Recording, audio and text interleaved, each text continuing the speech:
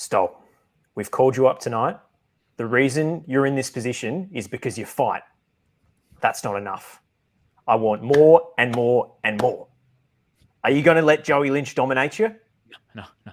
Tonight, I want you coming out of the pod thinking, fuck me, actually, you know what? I might collapse here mentally and physically because you're at it. Unleash hell.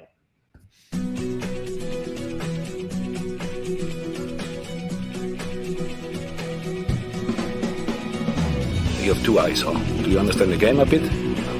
Yeah, have a look. I'm not saying anything to you in particular because I know you're not too accurate with your reporting. That's what you paid so you're for. Saying I should resign. So you're saying I should resign? I think that's you should, your opinion. Is that right? That's my opinion. Fine. Are you going to resign then? No, of course I'm not going to resign. I simplify things next time.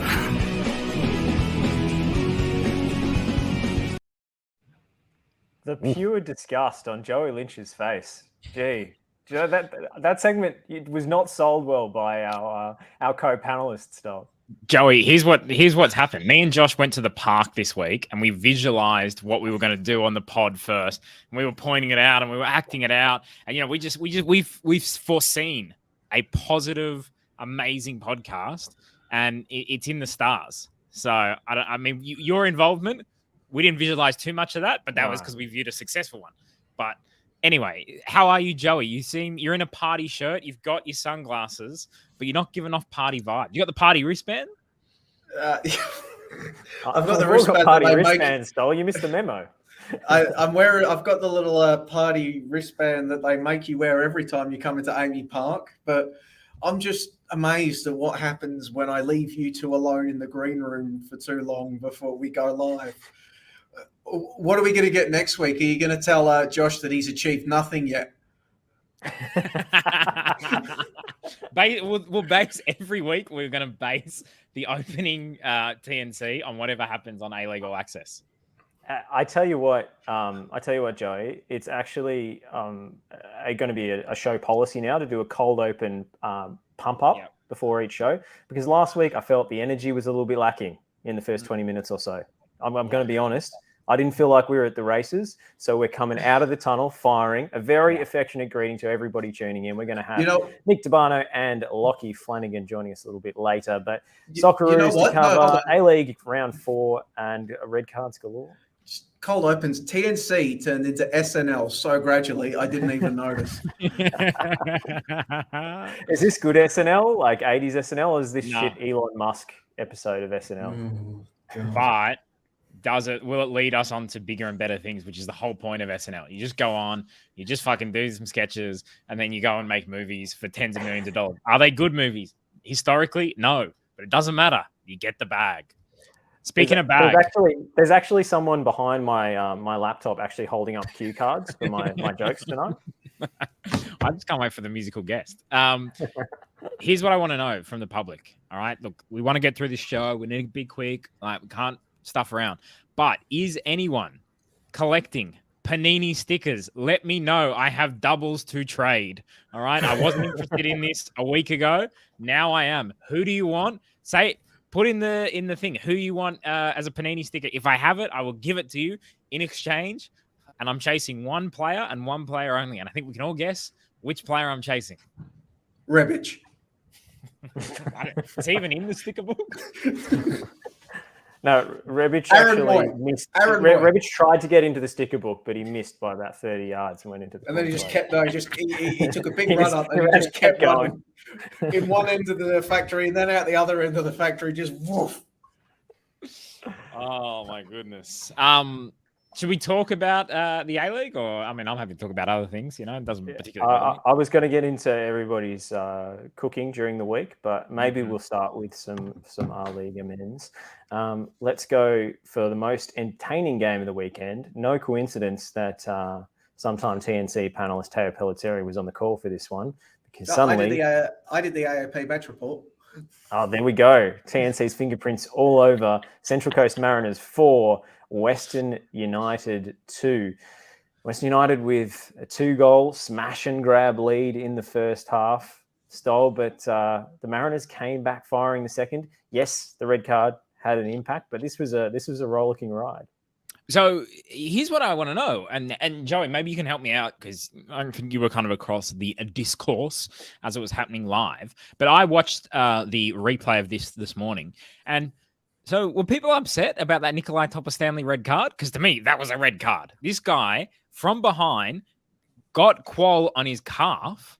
Like, what man, imagine if he ruined Qual's chances of going to a World Cup. To me, it was a red card challenge. I don't know what everyone was so upset about, if people were upset. But to me, clear red card. And thanks and success. See you later, Nikolai Topper-Stanley. And, thank God that Qual wasn't injured because he played really well and he was super exciting, and creating those chances, being involved with everything. Jason Cummings had a really good game as well, which is good heading into kind of the World Cup. I don't think he did his chances any harm. I think, he gave a lot of Arnie to think about.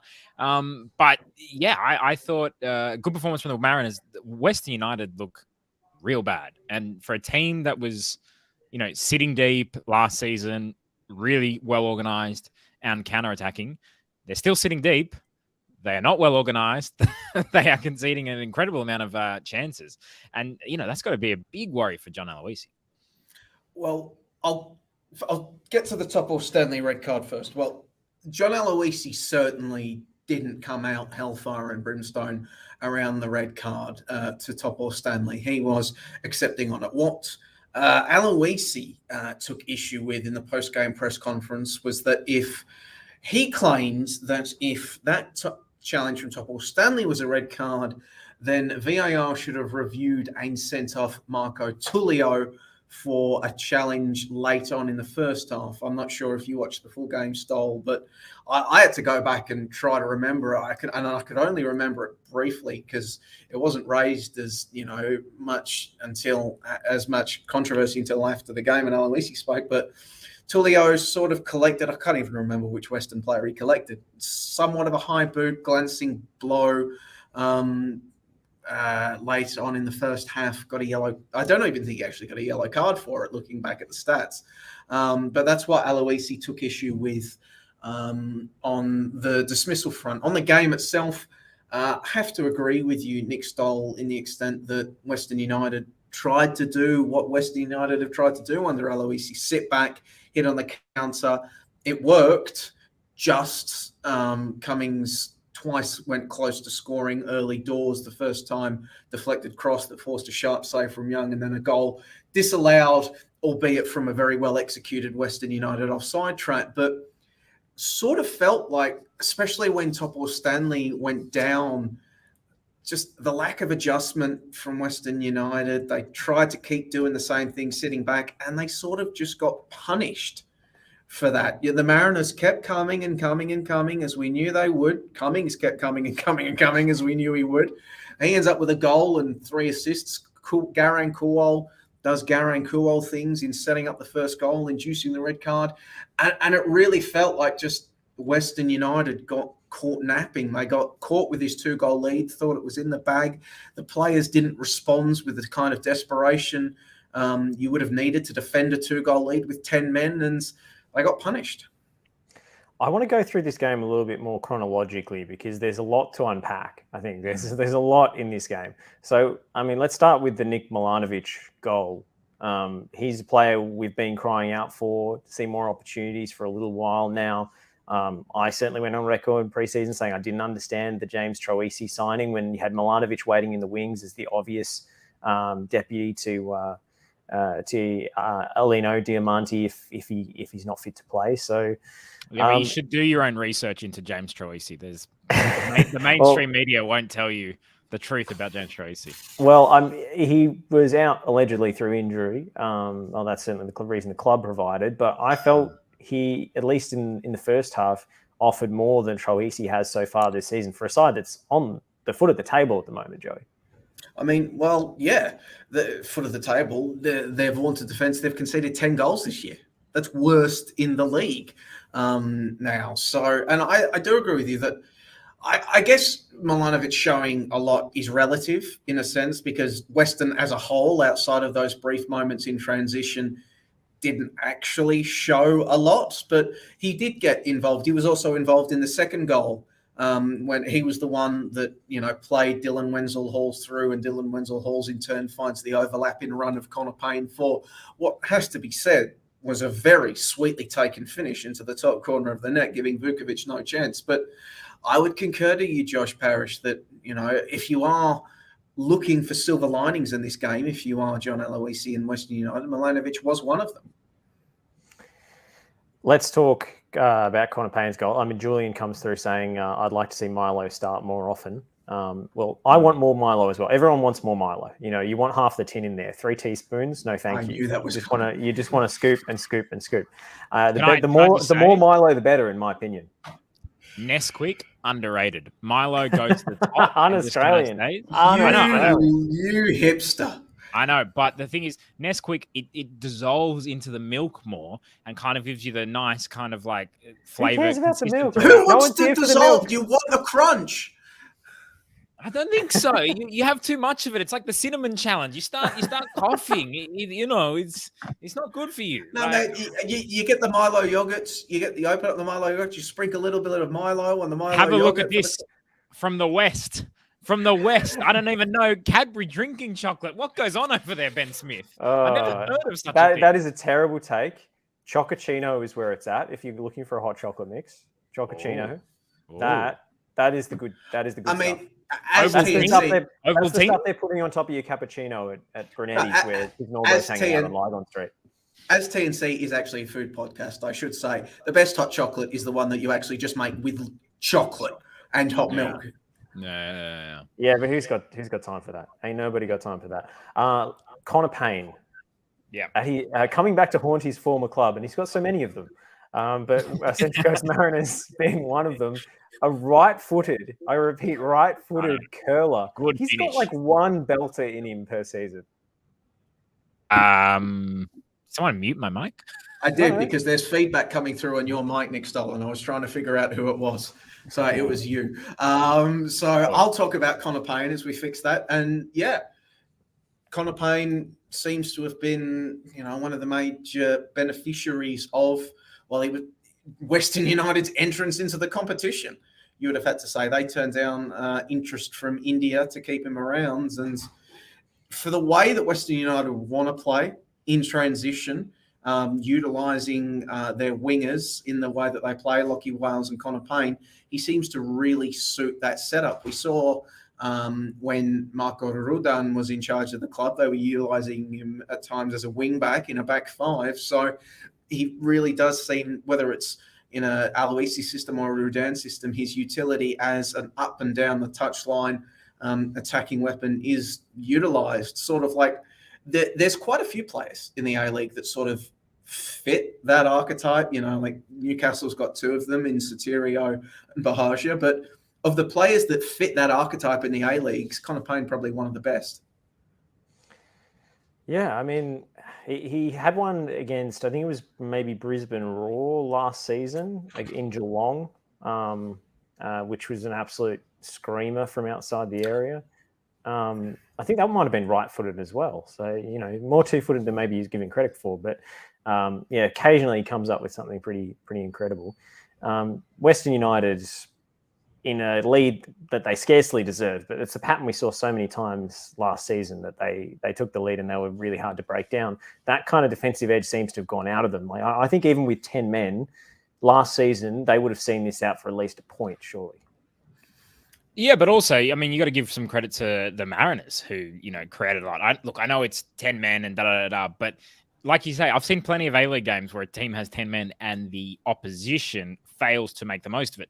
Sydney FC is a good example against Adelaide United last week. Did 60 minutes with an extra man, and it didn't really look like it other than Adelaide United weren't, kind of attacking with too much. The one thing I want to ask you guys, Garang Kuol, the most exciting player, we've had in 4 years or whatever. Is this guy ever going to start a game? Like, what is with the allergicness that the Mariners have to starting this guy? He's the reincarnation of Lisa Devanna early in her career. Remember when she refused to start games and she was just a super sub?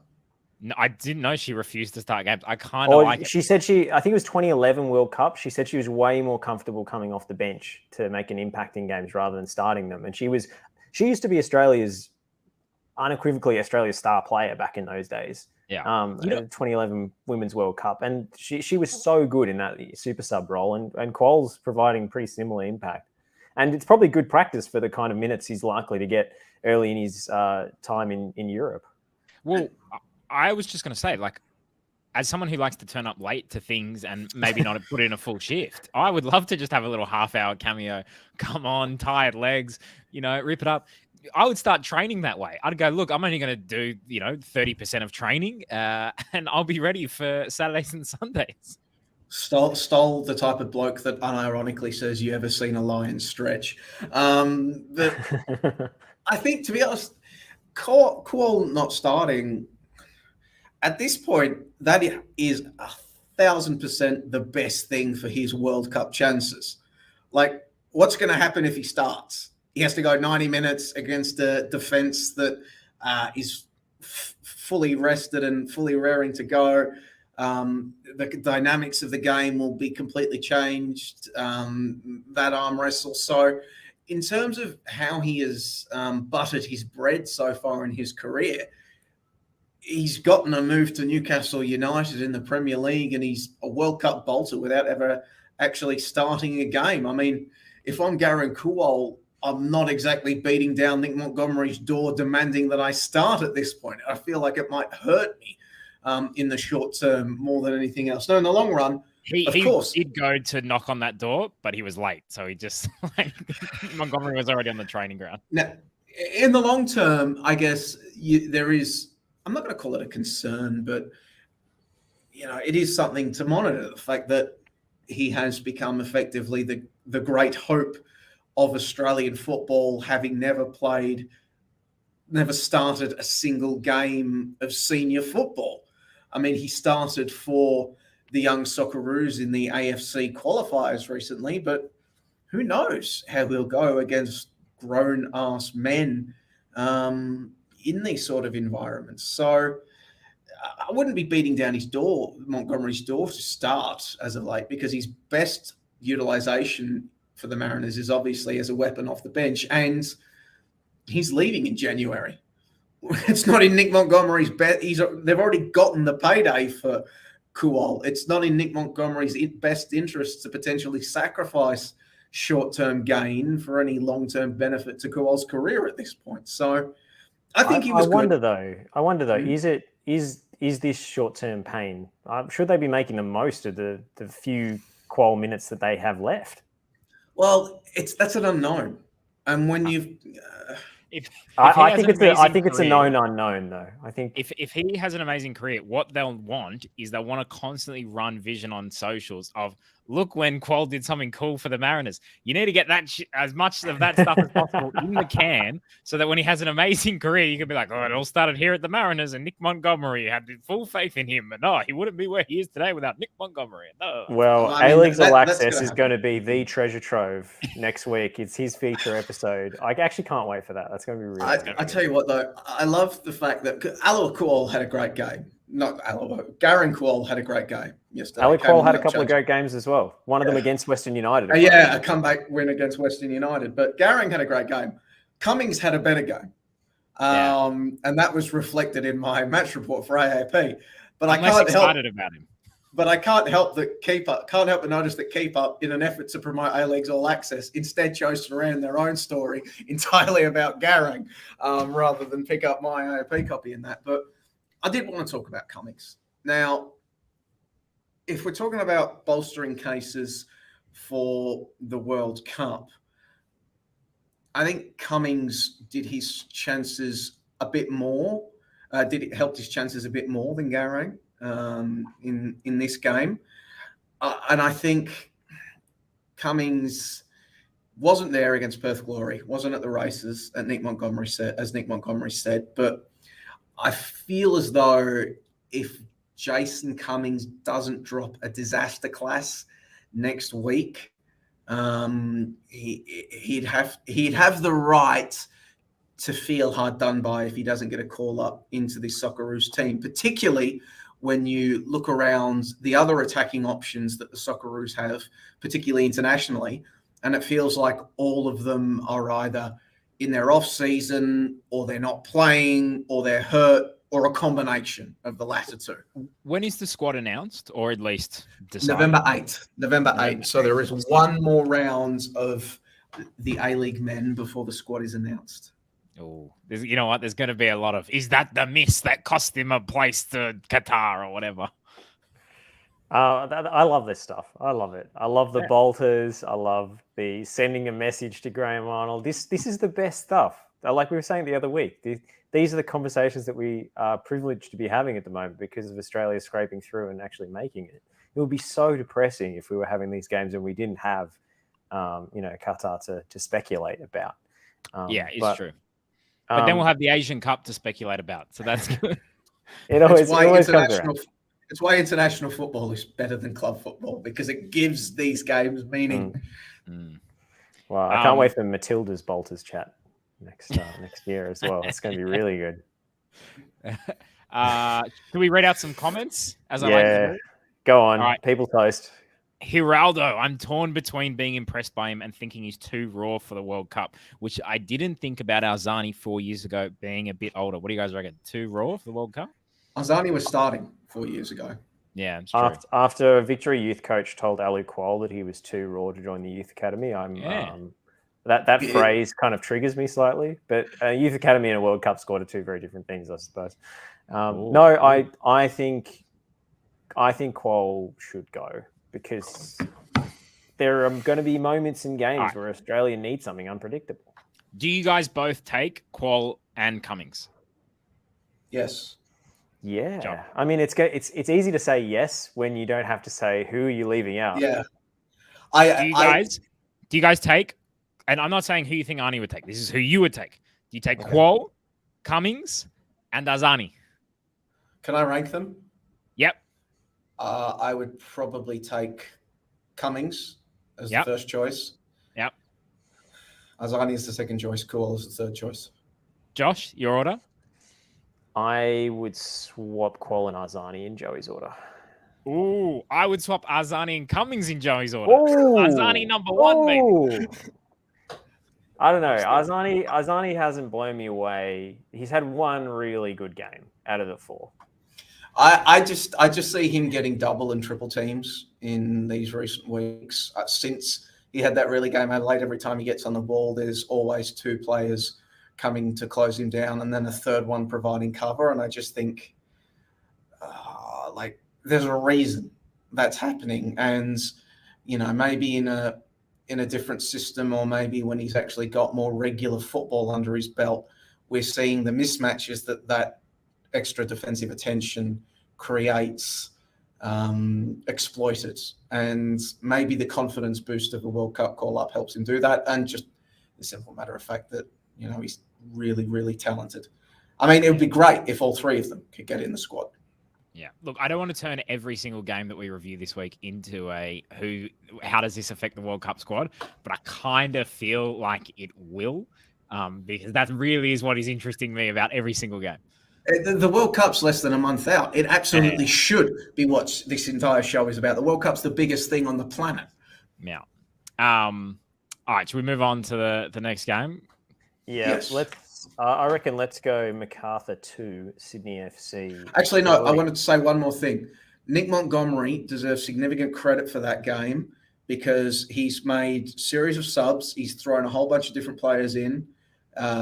Garang has won the red card that shifts the game, and three of his other subs score goals.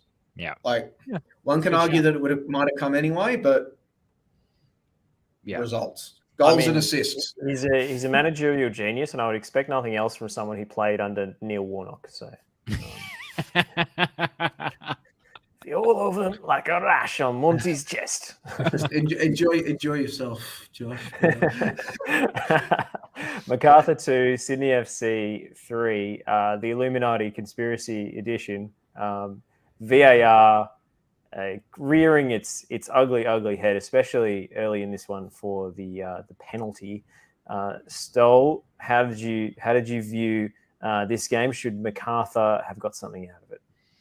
They almost did. Anthony Carter, who maybe this chat has been a little critical of him in the past.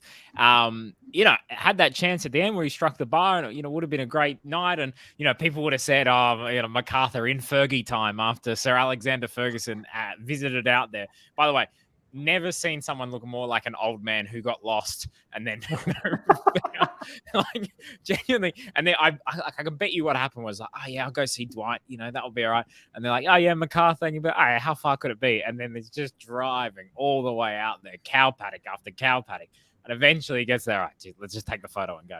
Can you imagine if Sir Alex was the MacArthur manager after that game? Can you imagine the press conference he would have given? Oh, yeah. It would have been whoever was doing the sideline questions would have just got destroyed. He wouldn't have been as level-headed and respectful as Dwight York was. No, that's very true. Look, this game. Look, I know it was defined by VAR, and look, I kind of get sick of games being defined by VAR. I think some of that blame comes on VAR. I think a lot of it comes on the way that people just. Any VAR intervention happens and it's the worst thing in history. I will say, I don't think the penalty was a penalty. I do think the red card was potentially a red card. Like there seemed to be a lot of kind of chat about that. And it's hard because the angle's not great to decipher whether he is last man and da-da-da-da. But the guy was going towards goal. But last man's not the rule. It's denial of a clear goal scoring opportunity. And can you deny a clear goal scoring opportunity from that far out? I think you can. If the player is through on goal, I think you can. It was going to be him and with the defensive cover. Well, there was defensive cover there as well. Sure, but then like this to me also becomes a thing of like I just really don't like those type of fouls. I really don't like players through on goal and then the other player basically just rugby tackles them to deny them the opportunity. I don't want to see that in the game. I don't mind that. As Stefan also points out in the comments, at that point, Wood didn't even have control of the ball. Sure, but the ball's going like he's running onto the ball. So if you put, but he doesn't have control of it at that point. Does that mean it's clear? So hold on. So if a cross comes into the box and I just go and I rugby tackle some guy out the way, right? And I go, you didn't even have control of the ball. Yeah, because the ball, you didn't give me a chance. I'm going to pick up on your qualifier there, Stoll. In the box. This wasn't in the box. So you can rugby outside the box. This was 30 meters away from the goal. If they don't have control of the ball, you're allowed to foul someone. Is that what you're saying? This to me just smacked of re-reffing the game. I didn't think it was a clear and obvious error. Right. I don't think my understanding is that isn't a thing anymore. Clear and obvious. They don't even define that. Like, so they just re-ref the game now. Well, I mean that's the precedent that's been set by every use of VAR on every continent in every league. So yes. Aside from Adam Kersey today, who really zagged, he really decided I'm reffing this myself and I'm not letting anybody in a box tell me what to do. But and to be fair, he got it right. That wasn't a penalty. We'll get on to that. But I agree with you, Stoll. I think he was running onto the ball. He was going to be through on goal. I think those type of fouls need to be penalised as a deterrent. Out of the game. All right? They're so annoying. It detracts from attacking football, essentially. Yeah. We see so many of them in the middle of the pitch honestly, this isn't per the laws of the game, but maybe it can be moving forward. If there is literally no attempt at a footballing challenge, if it is literally a rugby tackle, I wouldn't mind red cards for those as well, whether they're last man or not. It might be chaos it's one of those things where it might be chaos for a few weeks and red cards galore, and then you stamp it out of the game. So I think this is absolutely a red card. I've always thought that those rugby tackles where you're clearly just basically the decision has been made. I need to make a tactical foul here. I need to get my players behind the ball. It happens all the time in football. It happens at the highest level. It happens in the A-League. I hate them. I hate them so much because I think they do ruin momentum of games. And what I like in football is chances. I love lots of chances, and to see chances denied, how clear goal scoring they are. I think it's a big frustration. So I don't mind that. The penalty wasn't a penalty, and that was a stupid call, and that was a weird one. I understand why MacArthur would be quite frustrated. But shall we welcome in Nick DeBarno from the adjacent Amy Park press box? How are you, Nick?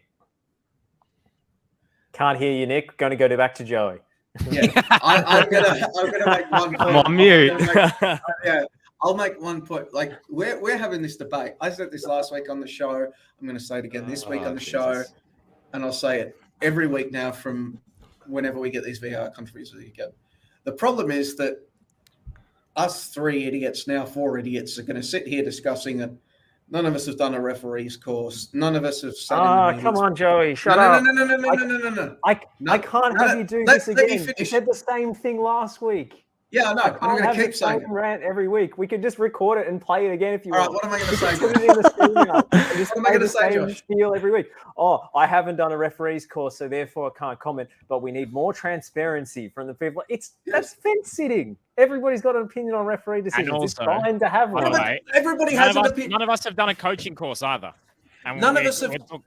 Talking about that. But the thing is, Stolt, none of us have done a coaching course. But I can go and ask questions to both coaches after every single game, and they do interviews and all of that sort of stuff, and they explain their decision-making process. It's not sitting on the fence. Sometimes they do. Sometimes they grunt. It's simply saying that if we want to take some of the toxicity out of this, you need to take proactive steps to educate and communicate. And I don't think it's unreasonable. I also just think it's like, look, the referee makes a bad call and the VAR makes a bad call with that penalty. It's okay. The VAR makes a bad call. You don't have to like, I'm never watching the A-League again, It's okay, all right? There's a lot many other reasons to not watch the A-League. Don't worry about that one. Yeah, I mean, as long as you don't have your life savings riding on the game, shouldn't be that upset about it. And don't have your life savings riding on the game, 1,000%. And also, I think friend of the pod, Max Rushton, said on his pod this week, he goes, VAR is great when it goes for you, and it's terrible when it goes against you. And that's just it. All right. That's just that. Let's stop pretending. All right. If we get the dodgiest VAR goal against France, you think we're not going to be absolutely loving it? And if we get, we have something dodgy against us in France, VAR, kick it out of the thick, blah, blah, blah. It's fine. I would still rather live with the mistakes personally and just preserve football being an organic experience, Because I hate that. I hate that we can't celebrate the goal yet because we don't know whether it's going to be disallowed. That's bullshit. The one thing I really we celebrate hate goals all the time. All right. In fact, we saw it today with Sam Sutton. You celebrate it, and then the goal. Then when it says it's a goal, you celebrate again. Double the celebration. No, it's subdued. I'm going to go to Debano. You've got your mic unmuted. Where do you stand on all of this? On all the refereeing stuff, like the VAR, because I feel like we've dovetailed and gone all over the place. It's TNC, man. What did you expect? Oh, man, I don't know. Like, which one in particular are we talking about? VAR in general or the one from the MacArthur-Sydney game? Because, again, I've just finished following, so I just want to get a bit of a thing. MacArthur-Sydney? MacArthur-Sydney, any points you'd like to raise on this one? Refereeing related or otherwise? I saw like 45 minutes of the game, and I mean, I saw the red card. I don't know what we're doing there. Like, I didn't agree with the decision whatsoever. But I think we could have an opinion on refereeing calls. Like, just being honest, I just think we can. Like, that's what the point of this podcast is, to have an opinion. Like, we don't. Sorry, Joey. I know that we don't have to worry about. We can't have opinions. What I'm saying is that if we're going to keep getting told about there being a refereeing crisis at junior levels and grassroots levels, it's incumbent upon the FA and the APL to use some of their resources to address these issues. And if they're not going to can VAR and all of that sort of stuff, we need to find other solutions. And that is taking oxygen out of the debate. Can I just say one thing? We've got a comment coming in. Our Liga, Nick is very unprepared. I think he must be talking about Debano. Come on, that can't be a shot at me. Second of all, unless you have done a podcasting course, do not come on this thing in your comment and start criticizing us. All right, you're discouraging at a junior level. We can't find any people willing to do podcasts. Don't we want to encourage podcast transparency? I think after the show, you should come out and either apologize or explain why you've come on here without watching the game. You know I'm right. Again, You're mocking me, but you know I'm right. You know I would improve No, things. you are right. You are definitely right about the way that referees are treated, especially at a junior level, and the way referees are treated in the stadium is disgraceful, and it does have an impact, which is a massive concern and should be a massive concern for Australia. I 100% agree with you on that, but. It's all good. Like, I just think everyone just relax a little bit and enjoy some tomatoes. That's really. I knew that line was coming. The second Joey. you said, it's just boring. the second you said everyone relax a little bit, I knew the tomatoes were coming up there, Stole. Don't. Your playbook's getting quite simple now. It's route one, isn't it? Speaking of simple playbooks, Steve Corica bringing on Max Burgess at the 88th minute mark for Anthony Caceres. Looks like the end of the job share was heralded a little too early. Yeah, look, Barnard beers and like me and Debano are on the same Wi-Fi. How is it? What? I don't know. I heard that. I don't know. Okay, I don't know. It keeps freezing. The Wi-Fi. I'm starting to think I'm just cursed. Like I genuinely cursed. Like Cummings level curse with the VAR right now. I reckon it's time to bring in young boy Lockie Flanagan. Lockie, are you ready to fight for every ball here? Are you ready to unleash hell on the podcast? I am now. Now that I've unmuted myself, I am indeed. It's great to be back here. I thought that my TNC future was done after I was traded away to a Scottish podcast without my knowledge.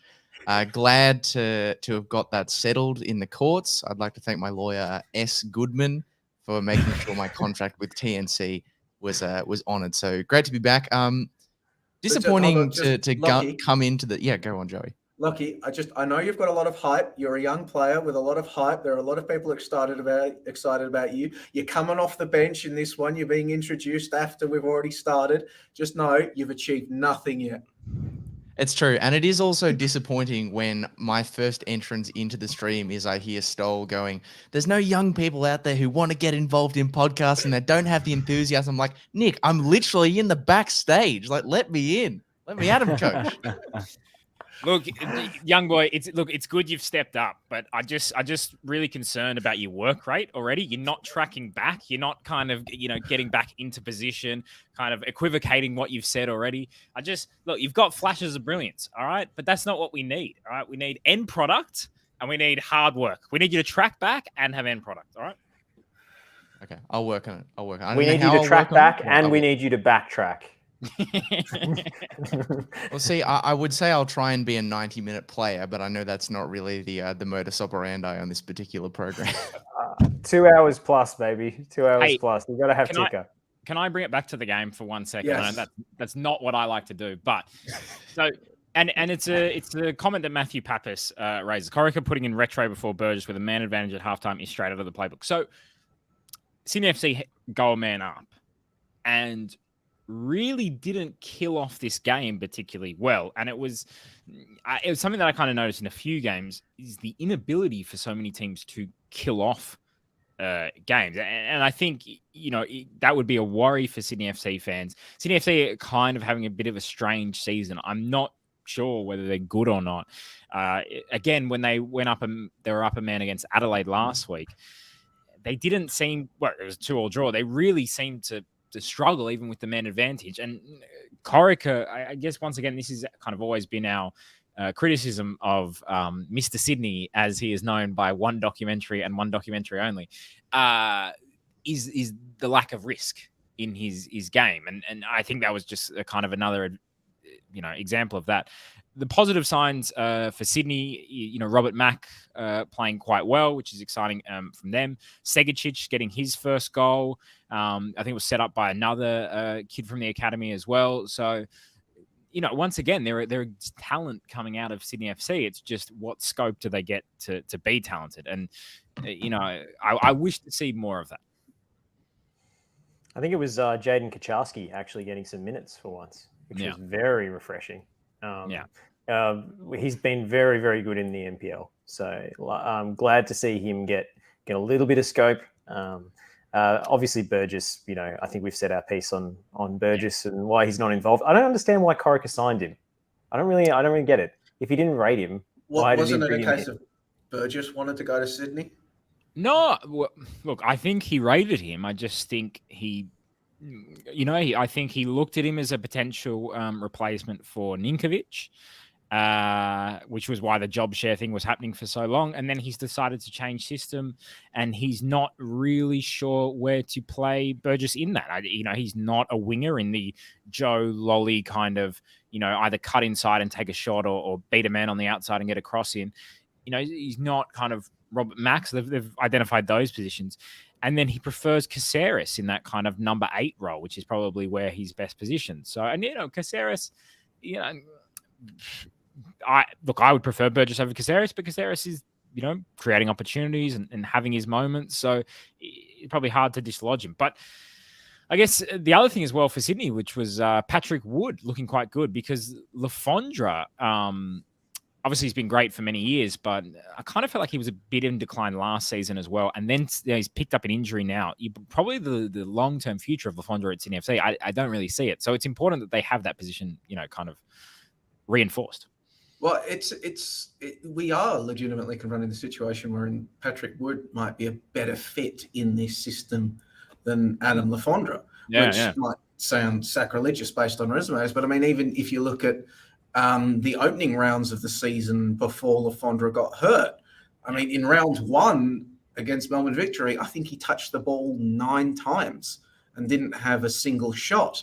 Now, obviously, that's the first game in a new system and you need adjustment periods, but Wood has generally looked pretty comfortable in that system. And it's not like Mac and Lolly have existing chemistry with either striker. They're probably happy to play with either of them because they don't know who either of them are. So this being the A-Leagues, one would anticipate that Adam Lafondra will come back into the starting lineup when he's fit to do so, because this competition almost by rule doesn't start young players up top like that with responsibility on their shoulders. However, there are legitimate questions as to if it is the right move, the way that Wood is currently playing. Because I think if you're Sydney, looking at their first 4 weeks in the season, I think it's become very apparent that they are going to go wherever they go this season will be where Robert Mack and Joe Lolly take them. Their entire attack it's Mack, Lolly, and friends.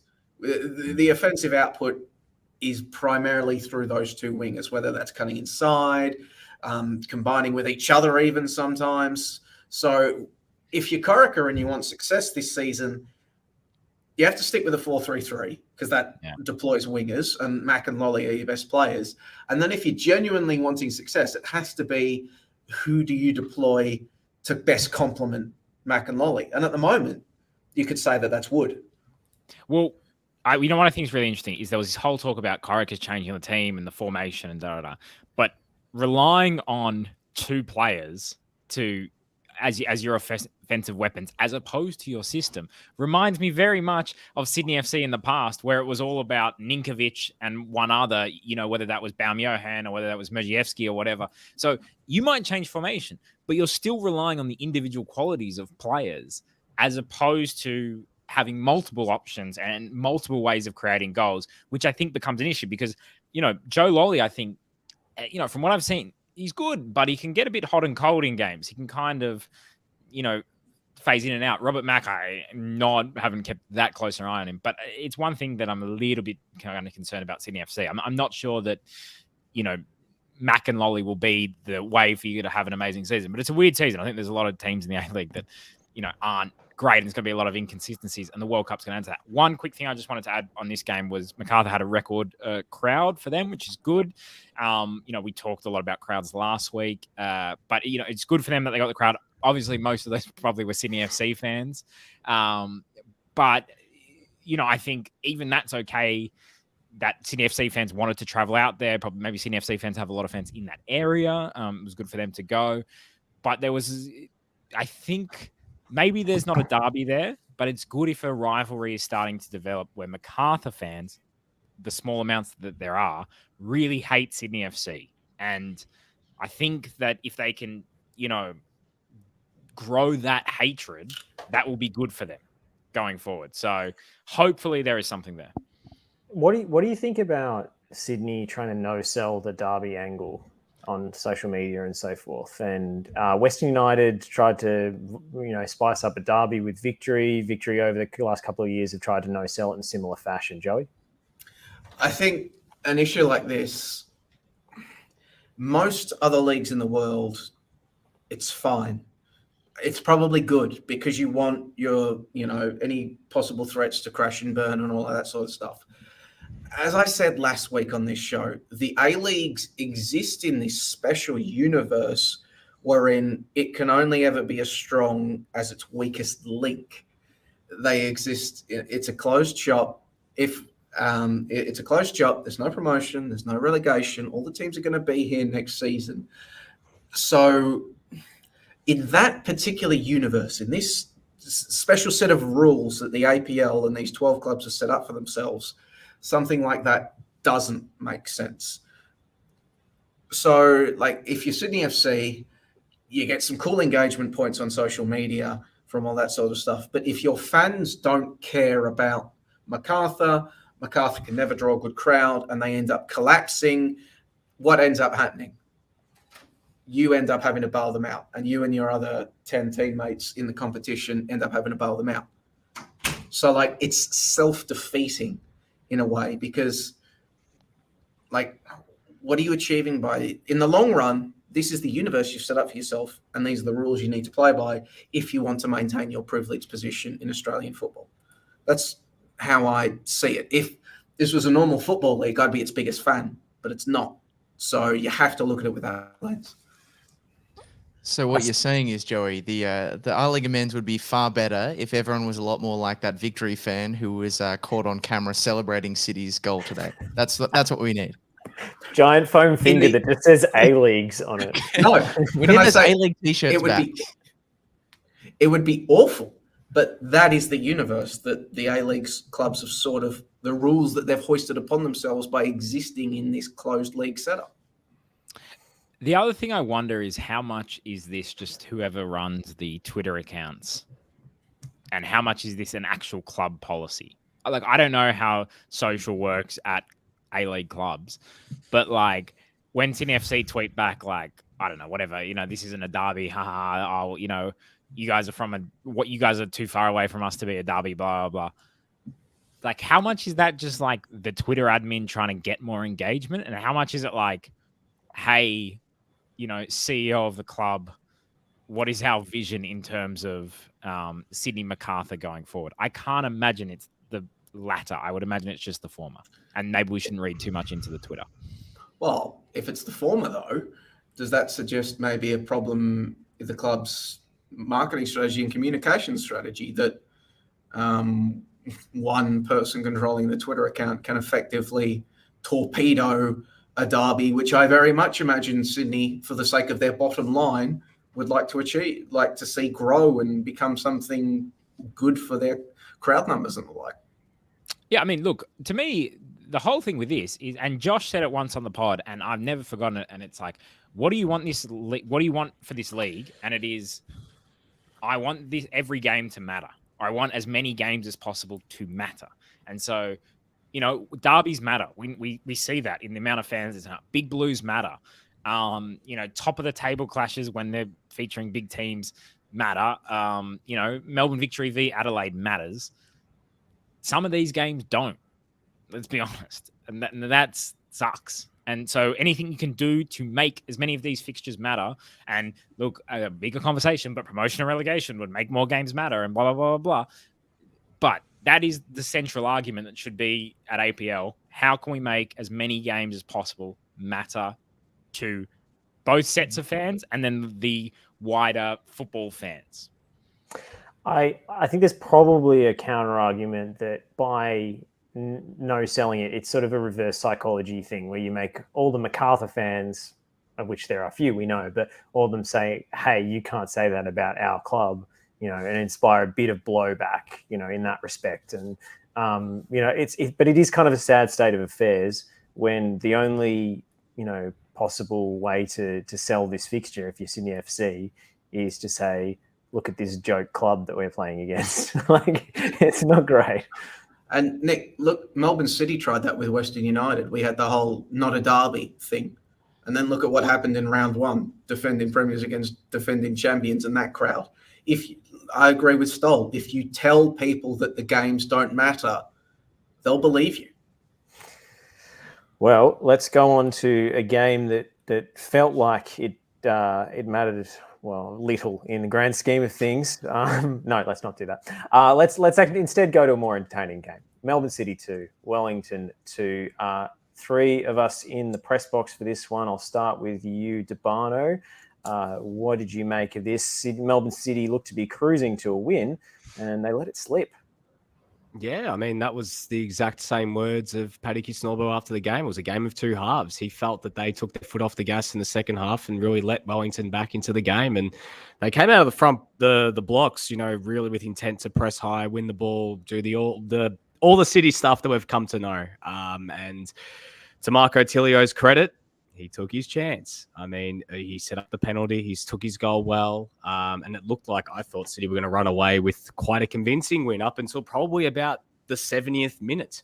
But to Wellington's credit, I mean, the subs they made changed the game. We saw the subs yesterday in the Mariners Western United game do that to a similar effect. But the changes it was funny because Uffy made those changes at the start of the game to bench those players. And then those same players who he benched actually came on and effectively got a point for him in the end. Guys like Barbarouses, Ugarkovic's final 5 minutes, he played that selling ball through to Ben Old, which then found its way to Barbarouses. We saw Kraev, Zavada, those guys really get into the game. And at the end of the day, Wellington were good value for their point. Got to give them a lot of credit, a lot of resiliency to come back and get that game because it was petering out to just a 2-0 cruisy Melbourne City win. And I think City did take their foot off the gas. They stopped pushing. It looked like they just kind of were comfortable with where they were.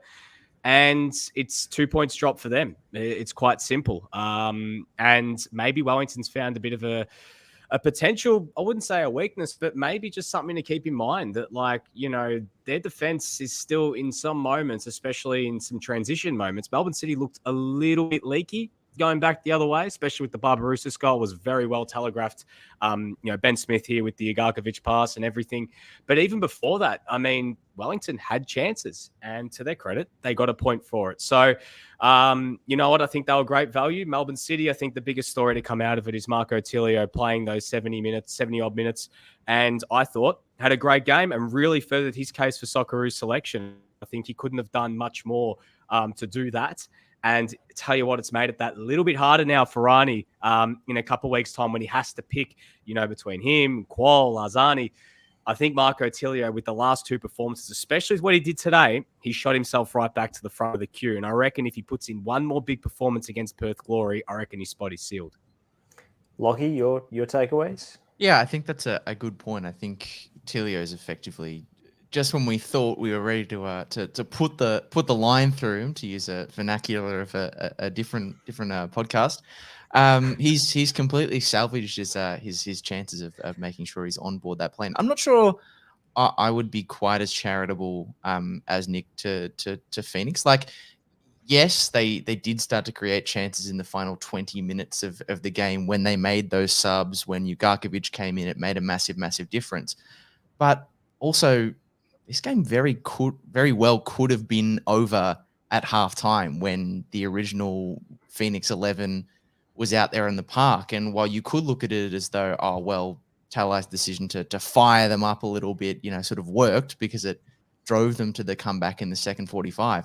I was kind of just left feeling like, why did many of these players, why weren't they there to begin with? Because yes, you did eventually come back, but when those players did eventually come on, if City took a few more chances that they had in the first half, it might have been a moot point, the introduction of, Kraev, the introduction of Ugarkovic. I mean, Ugarkovic basically showed more movement in his 9-minute cameo. And I mean, just his run to create the equalizer, the multiple progressive carries before giving the ball off to Ben Old, who sets up Barbarouses.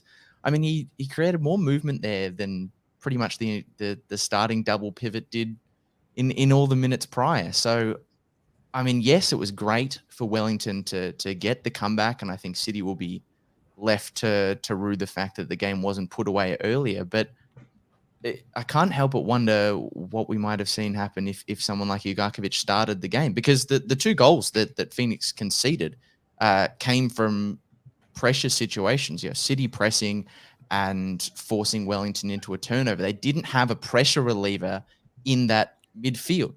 Pennington, the Chad, he's an energetic off-the-ball character, but if two players are closing in on him, he's not someone who's got the sort of technical nous to dribble around them and get free. Ugarkovic is, and I can't help but wonder what might have been if those players did start to begin with. Is this a motivational tactic from Uffy? Is he like chief? Oh, it absolutely was. He said as much singing off key.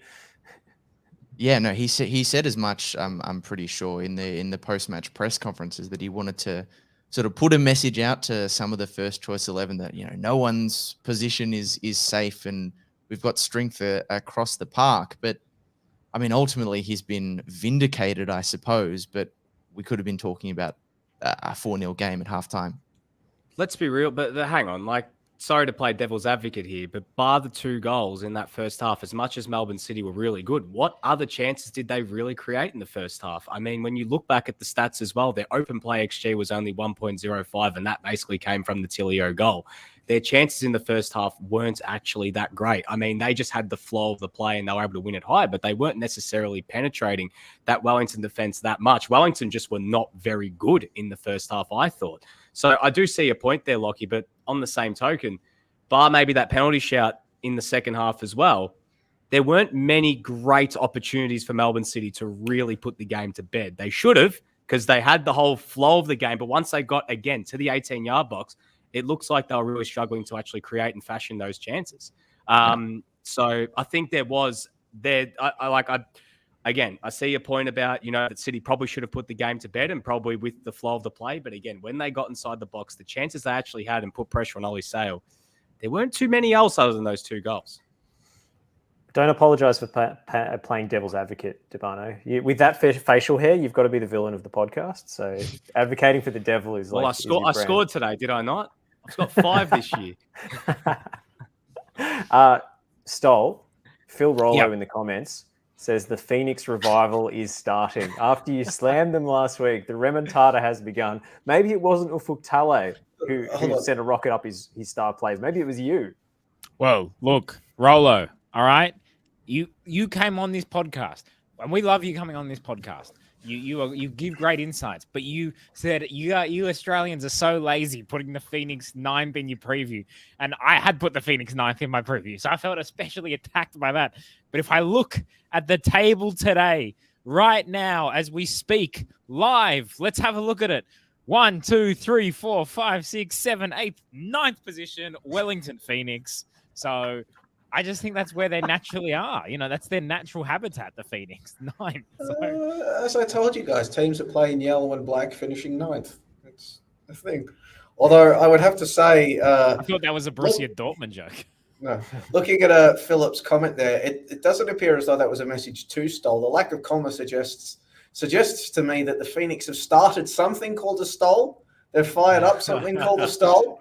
Now I can see why they're rising. If you want the revival to start, they've got to put you in the 11. That's the answer.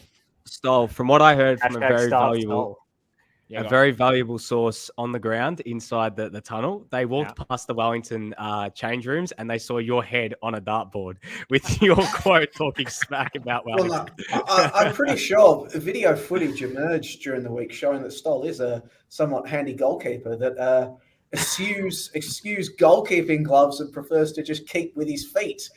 Nah, I tell you what happened there. So I was lucky enough to play in the John Moriarty Foundation charity match. It was a lot of fun. And turns out in those games when the goals are quite small, you need a really good goalkeeper. We didn't have that. And it was also important to start building attacks. So I was playing very much libero. So that's what. By the way, playing on that pitch, what a pitch! Oh my goodness! Like, don't let any single player complain about a bad first touch on that pitch the whole season. I felt like Zidane. It was unbelievable. I can only assume that John Moriarty, the invitation sent to the TNC / the Far Post Dream Team to take part in that tournament, was lost in the mail. I just want to answer Ben Smith's question here. How many goals would Dustin Martin score if he played for Wellington? Well, it depends what role he's playing, Ben. If he's playing the Dusty role at full forward or as one of the number 9s, I reckon he could win the Johnny Warren. Potentially playing a bit deeper in midfield. They might need him next to Vukovic. If Buddy Franklin played for the Socceroos? No, all right. Did you know that Adam Goods had a soccer background? Is that common knowledge? As Joseph has asked, has Jason Horn-Francis done enough to be in contention for Qatar? Well, Joseph, I mean, look, he's had surgery on both his knees. I don't even know who that guy is. Who's Joseph? Jason Francis. He's a bolter. He's a bolter. We're really being let down. None of our New South Wales viewers are leaving NRL comments for Stoll to school us on. Oh, like I would know anyone in the NRL. Where's Dr. Femina? We're coming in here, Stoll. I know one player in the NRL, Ronaldo, who plays for Cronulla, and I just liked him because he was born in '98 and his name's Ronaldo. His dad's a legend. Anyway, the Trebojeviches, because one of their relatives works for Football Australia. One thing, I was watching, it was the Adelaide game, and the sideline commentator was like, "Oh, in AFL, you'd say this is a 5-goal win." I was like, "What does that mean? Like the win? Like when you kick with the wind, it's like having a 5-goal advantage. I have 5 goals. The most of it. Yeah, there is such a thing as a 5-goal win, mate. But how many Didn't goals? You have it when you played? How many goals with the wind in Wellington carry? That's what we need to work out. I mean, if Dustin Martin's playing with a 5-goal Wellington wind, if it's playing in Wellington, wouldn't it be like a 5-try win? I don't know if the win helps you score tries. Stoll, didn't you used to play so massively off topic? Stoll, when you played junior soccer, didn't you have like those moments when you play it like a really open pitch and you have the really strong wind and it'd be like kicking with the wind? So the directive from the coach was kick it long, man. Fast number 9. No, because Aussie DNA. As we all know, Nick Stoll's junior coach was Craig Foster, and he wouldn't let him kick the ball off the ground. You have to keep it on the deck, play up from the back. I actually, no joke. So Foz was on our charity team for Stan, and he actually tries to even make the Stan workers, who are people from marketing, people who never played football before. He's still trying to encourage them to just pass a move. No, don't panic at the back.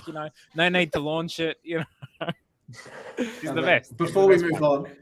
Yeah. Before we move on, I can definitely say, Stoll, as the 3rd place finisher in the Banyul Bears under 15's best and fairest, there absolutely is such thing as a 5-goal win in footy. All right, well, good. I mean, look, probably the most of the people watching in Adelaide and Perth understood what that reference was. But I mean, he could have just made the Banyul Bears up, That's a real team, man. I was like a Scott Wine style ruckman. All taps and handballs, no kicking. I want to know, Stoll, who was, out of the sort of TV personalities, the non-ex-footballers, who was the most surprisingly good? I didn't really get to. There was a couple of good players who were playing for the A-Leagues team. So I think that's the APL's team. No one that you would like. It wasn't like Rich Bayless and Dave Weiner were playing or anything, but they had a couple of good players, so well done to them. I don't know. You know what? I will say having Grace Gill on your team seems to be a massive advantage for Paramount Plus. So shout out Grace Gill because I saw her ripping it multiple times. And this has probably already been mentioned. Probably mentioned on the podcast as well. If there's one thing about when you're with Grace Gill, don't criticize her fantasy team too early on the show, as Teo learnt yesterday with Jason Cummings. Coming up on TNC. Grace Gill's been putting Teo on blast. Where's the apology? Where's the apology? Where's my apology, Teo? Just before we go on to the next game, I wanted to know, because we're at this point, what did you guys think of A-League All Access Kisnorbo edition? I actually didn't mind it. I thought it was all right. There's a couple of things. Does he, in fact, go to parks and visualize the games before they happen? And what was he visualizing today? I don't know, Stol. All I know is that I have a lot of respect for him for going to Brunetti's and doing his pre-game prep there, because I used to go to Brunetti's to do my uni prep there. So, like, anyone that does prep at Brunetti's, it's a big tick in the Debano books. So I didn't mind that. I didn't mind that. You know what? What I liked is that he seems to at least know 5 words in every language. He was like, dale chao, which is like Spanish. And then he seemed to be speaking, I don't know, something to Berisha at one stage. And then he had Italian going. I was impressed with Kisnorbo's seemingly proficiency on Duolingo. Well, he's half Italian, half Mauritian. So I wouldn't be surprised if he's quite, proficient with multiple languages. And he's played all over the world as well. Anyone who's watched an A-League game at 0-0 should be proficient on Duolingo. The Owl's right there. in the scoreboards. Was it your idea, Stoll, for like a different word every time, like a Duolingo challenge when it's 0-0? 100%. It would have made Melbourne Victory Brisbane better. As someone who always appreciates a window into the mind of a coach, especially one like PK and his motivational tactics, enjoyed it. As someone who likes to have a large bevy of reaction memes that I can use during A-League games that I can just screen record, I enjoyed it even more. Only complaint is that these episodes are only 20 minutes. I know they're only operating on tight time frames, but as PK said, I want more and more and more and more. All right. I thought you were going to say I like a large bevy. Like, I think you're telling us about your drinking habits. It's unrelated. Non sequitur. I do wonder the next Melbourne derby, like, you know how they use it was like he said to Tilia, are you going to let Stefan Negro dominate you? Surely, like, if you're Stefan Negro going into the next Melbourne derby, that's in the back of your head. Even all the Victory players he was rattling off and saying, you let such and such dominate you. Like, it does add that little bit of extra, all right? Like, next time I come up against you, like, I'm not going to... There might be some big tackles. I don't know. Come on. I'm just saying. Tell me you guys didn't laugh when he said unleash hell. That has got to be the funniest thing I've seen in this documentary so far. Unleash hell, mate. Come on. I loved it. Bro, I've watched some of your teams, PK. That is hell. Like...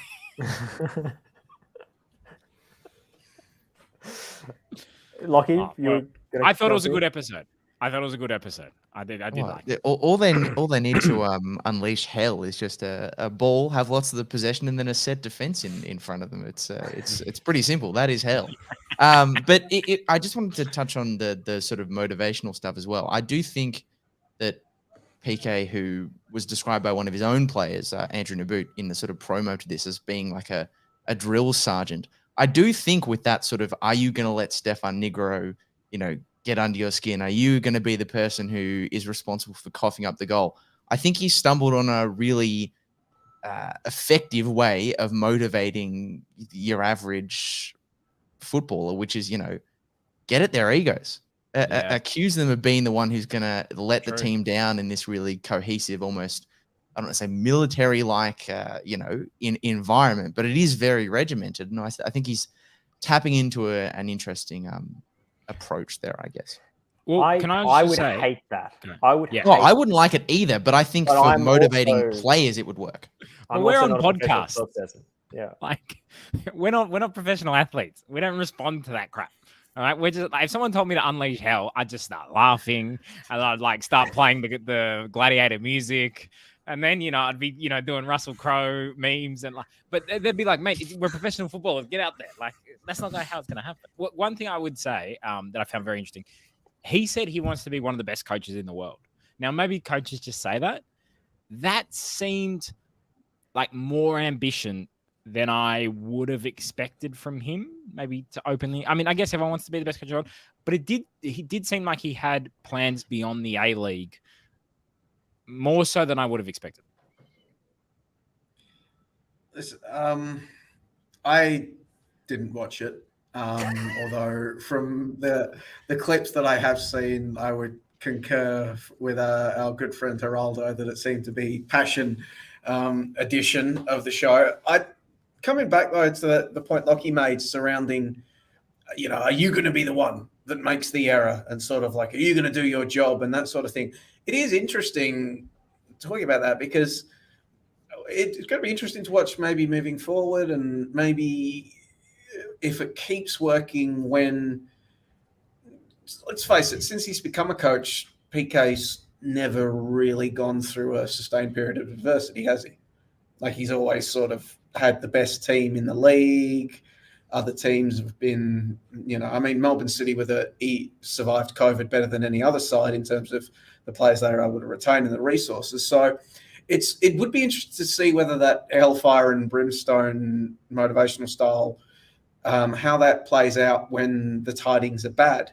Because it does, I was speaking about this with a person that works in elite sport that isn't football the other day, and she was telling me about how trends are increasingly towards a more holistic approach and communication, and trying to figure out, like, she raised one example of a cyclist who went into training and couldn't hit their targets and ended up straining their hamstring, and nobody could figure out why, until one person on the coaching team went and spoke to the athlete and found out, oh, she's been having some really hard time at uni. So, of course, when she went full bore in training, she's pinged her hamstring.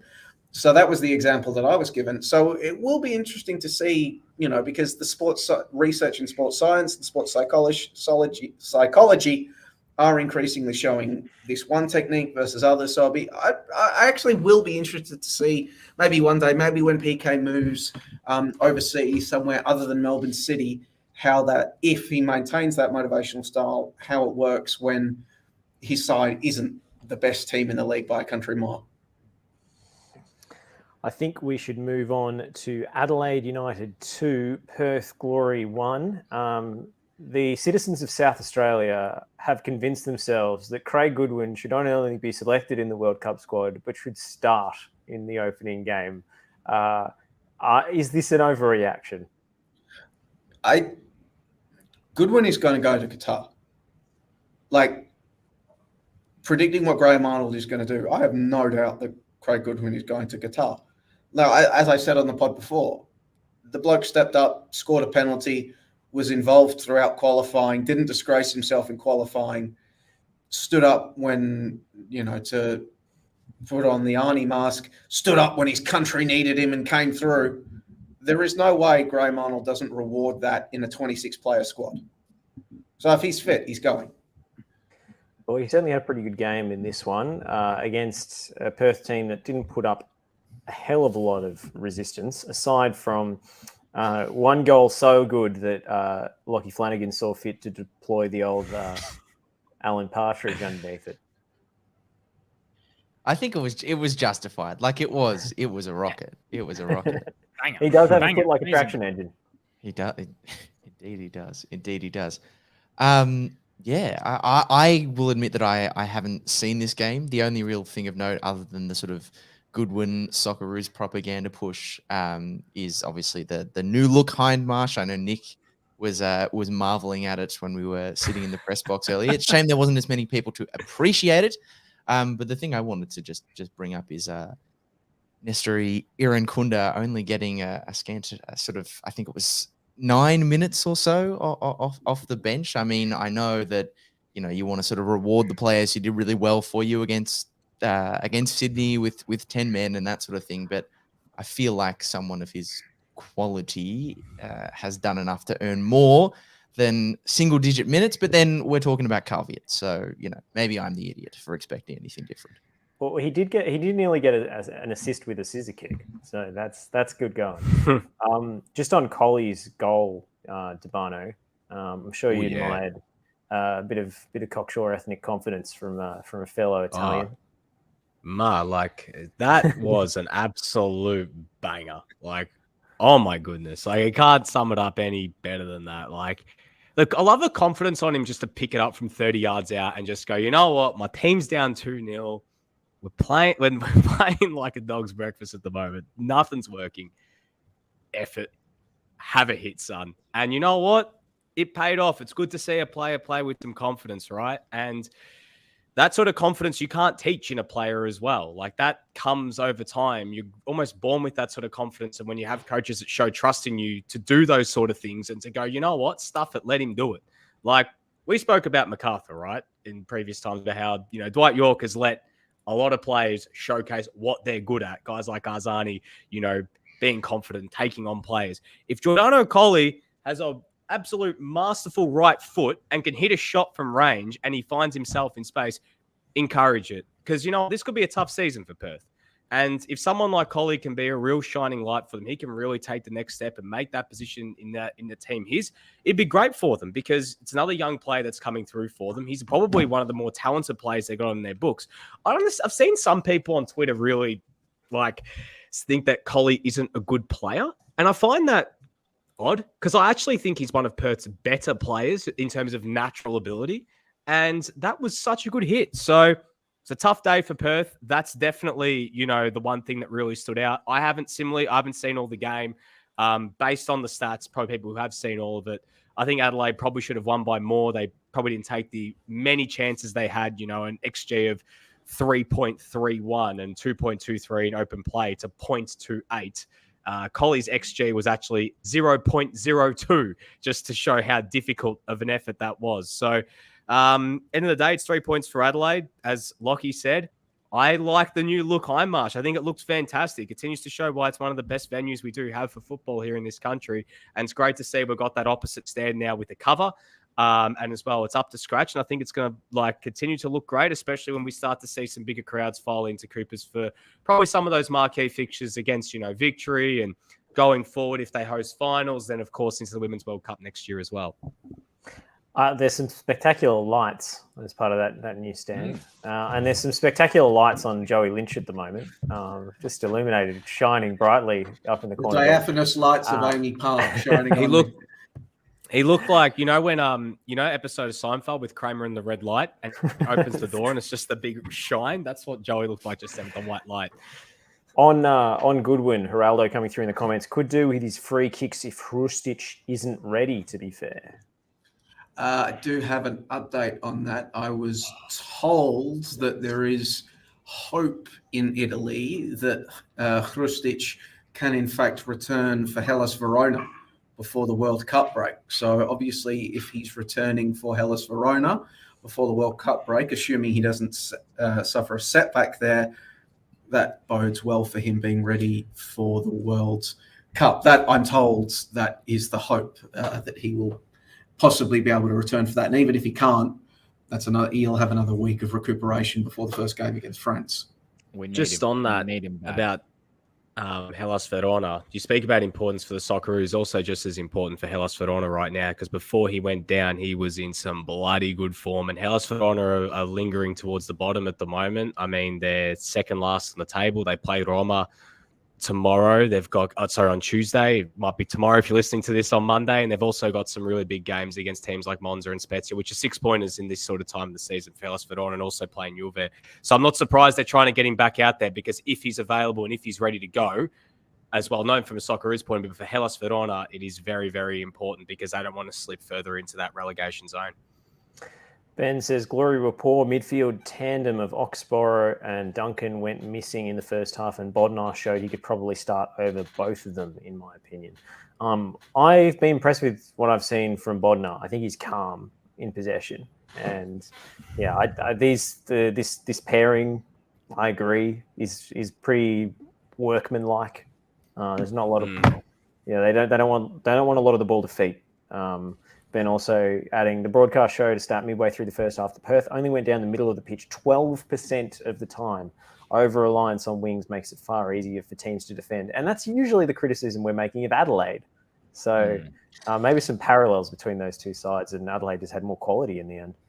So just on Perth, I quite liked Jelicic when he came on. I thought he did well, and I'd like to see him get more minutes. And he hasn't played much in the A-League, but I think there was just some little sparks there. I thought, hopefully this guy can get more minutes. The other thing that I think is interesting, and maybe I'm preaching to the converted here, but there's so much talk about Goodwin for the Socceroos, and Goodwin should be starting for the Socceroos. And look, I do think Goodwin should probably be on the plane, and he's doing quite well at the moment. But he's an interesting player because he's kind of limited in, he's not a dribbling winger. He's kind of, what's really good about him really is his ability kind of to create a bit of separation and get those crosses in or get those kind of shots away, which is valuable. But I think he can be a little one-dimensional. But there's so much of a push for him, and I get that.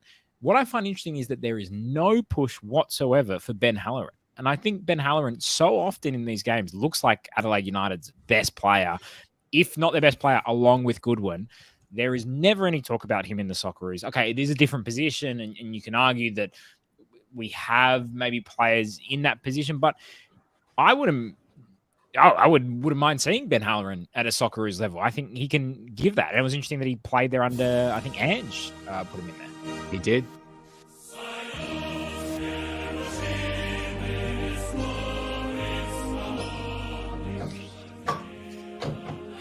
I would say, I would say in response to that, Nick Stoll, that I think a lot of the reasoning behind that lack of clamour is probably just simple resignation, acknowledgement that he hasn't been picked throughout this entire cycle. He's obviously not part of the plans, so why waste energy on it?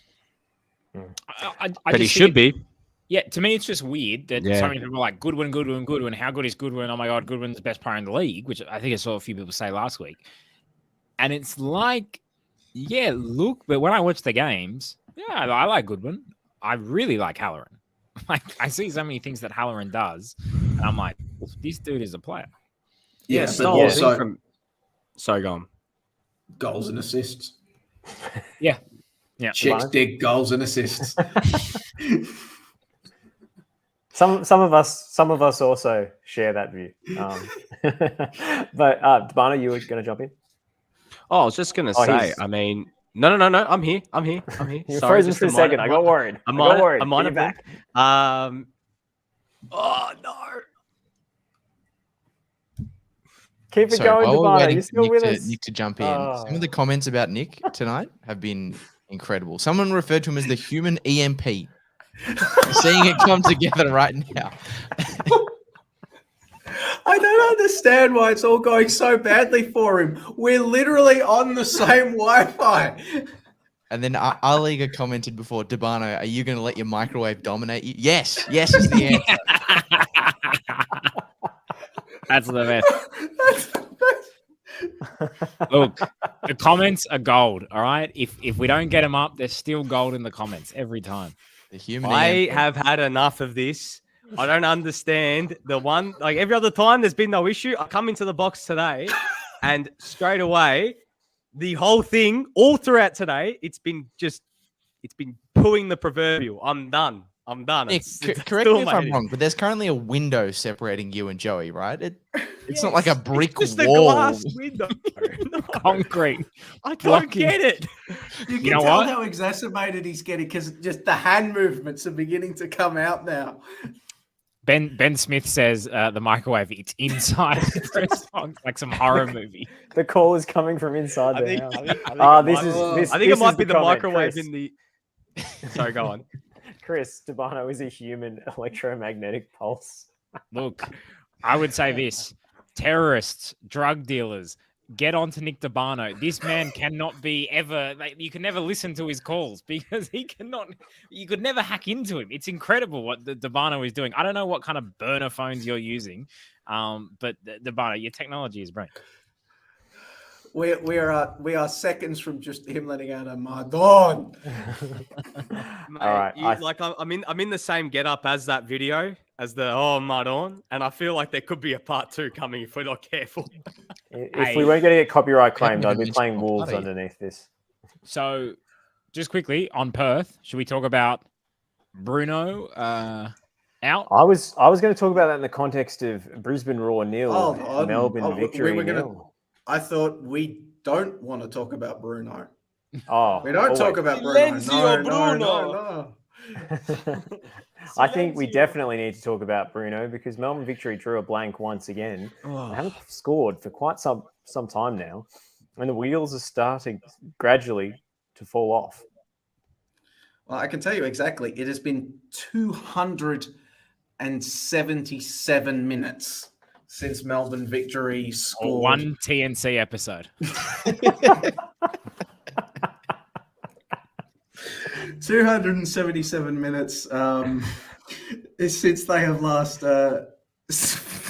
scored a goal.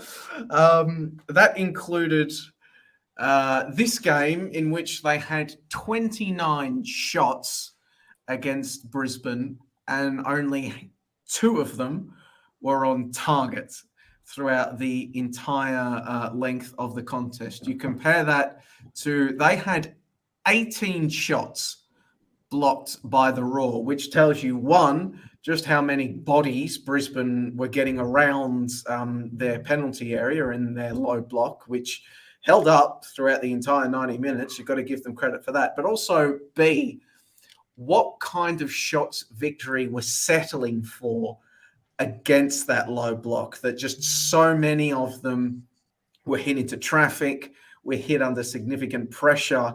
And you even look at it beyond that, they launched 14 shots from outside the penalty area. Basically, half of their attempts on goal were speculative long-range efforts. So it really was a case of Victory had the ball, they absolutely dominated play, but when it came down to the actual important bit, they really looked blunt. Sorry, Joey, we didn't mean to undercut your point. That was it was a big one. You really hit You emphasized. You emphasized, mate. We can't. We don't even bring it up every month. We used to bring it up every single time you said anything. Now we let 99% of them go. I've had to deliberately start to censor myself in press conferences after media managers and my fellow colleagues, journalists, started laughing when I would say it. So now in my mind, I'm deliberately self-censoring to say half so as to not disrupt the press conference. So just on Victory and their kind of goal scoring woes, look, low sample size. They are 4th in the league for XG.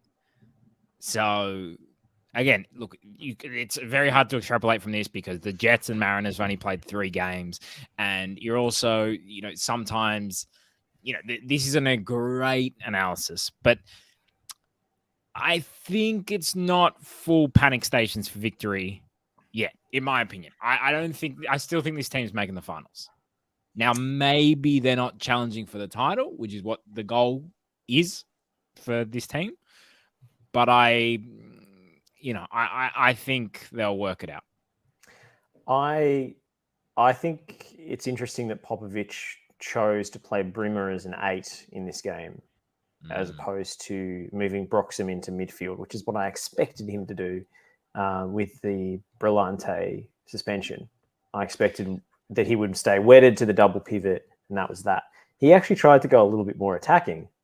He tried to play Nani as a 10, brought Falami into the lineup, and that's what I felt, and our good friend Geraldo's pointed out on Twitter as well. Melbourne Victory essentially 1-man, 2 defensive in the opening few games of the season. They're just a little bit too conservative. I thought by changing the personnel as opposed to the system, that would make a big difference, and it didn't. And that's worrying. Brimmer's an interesting one because Brimmer was, quite good last season, in terms of goals and assists. Obviously won the Johnny Warren medal.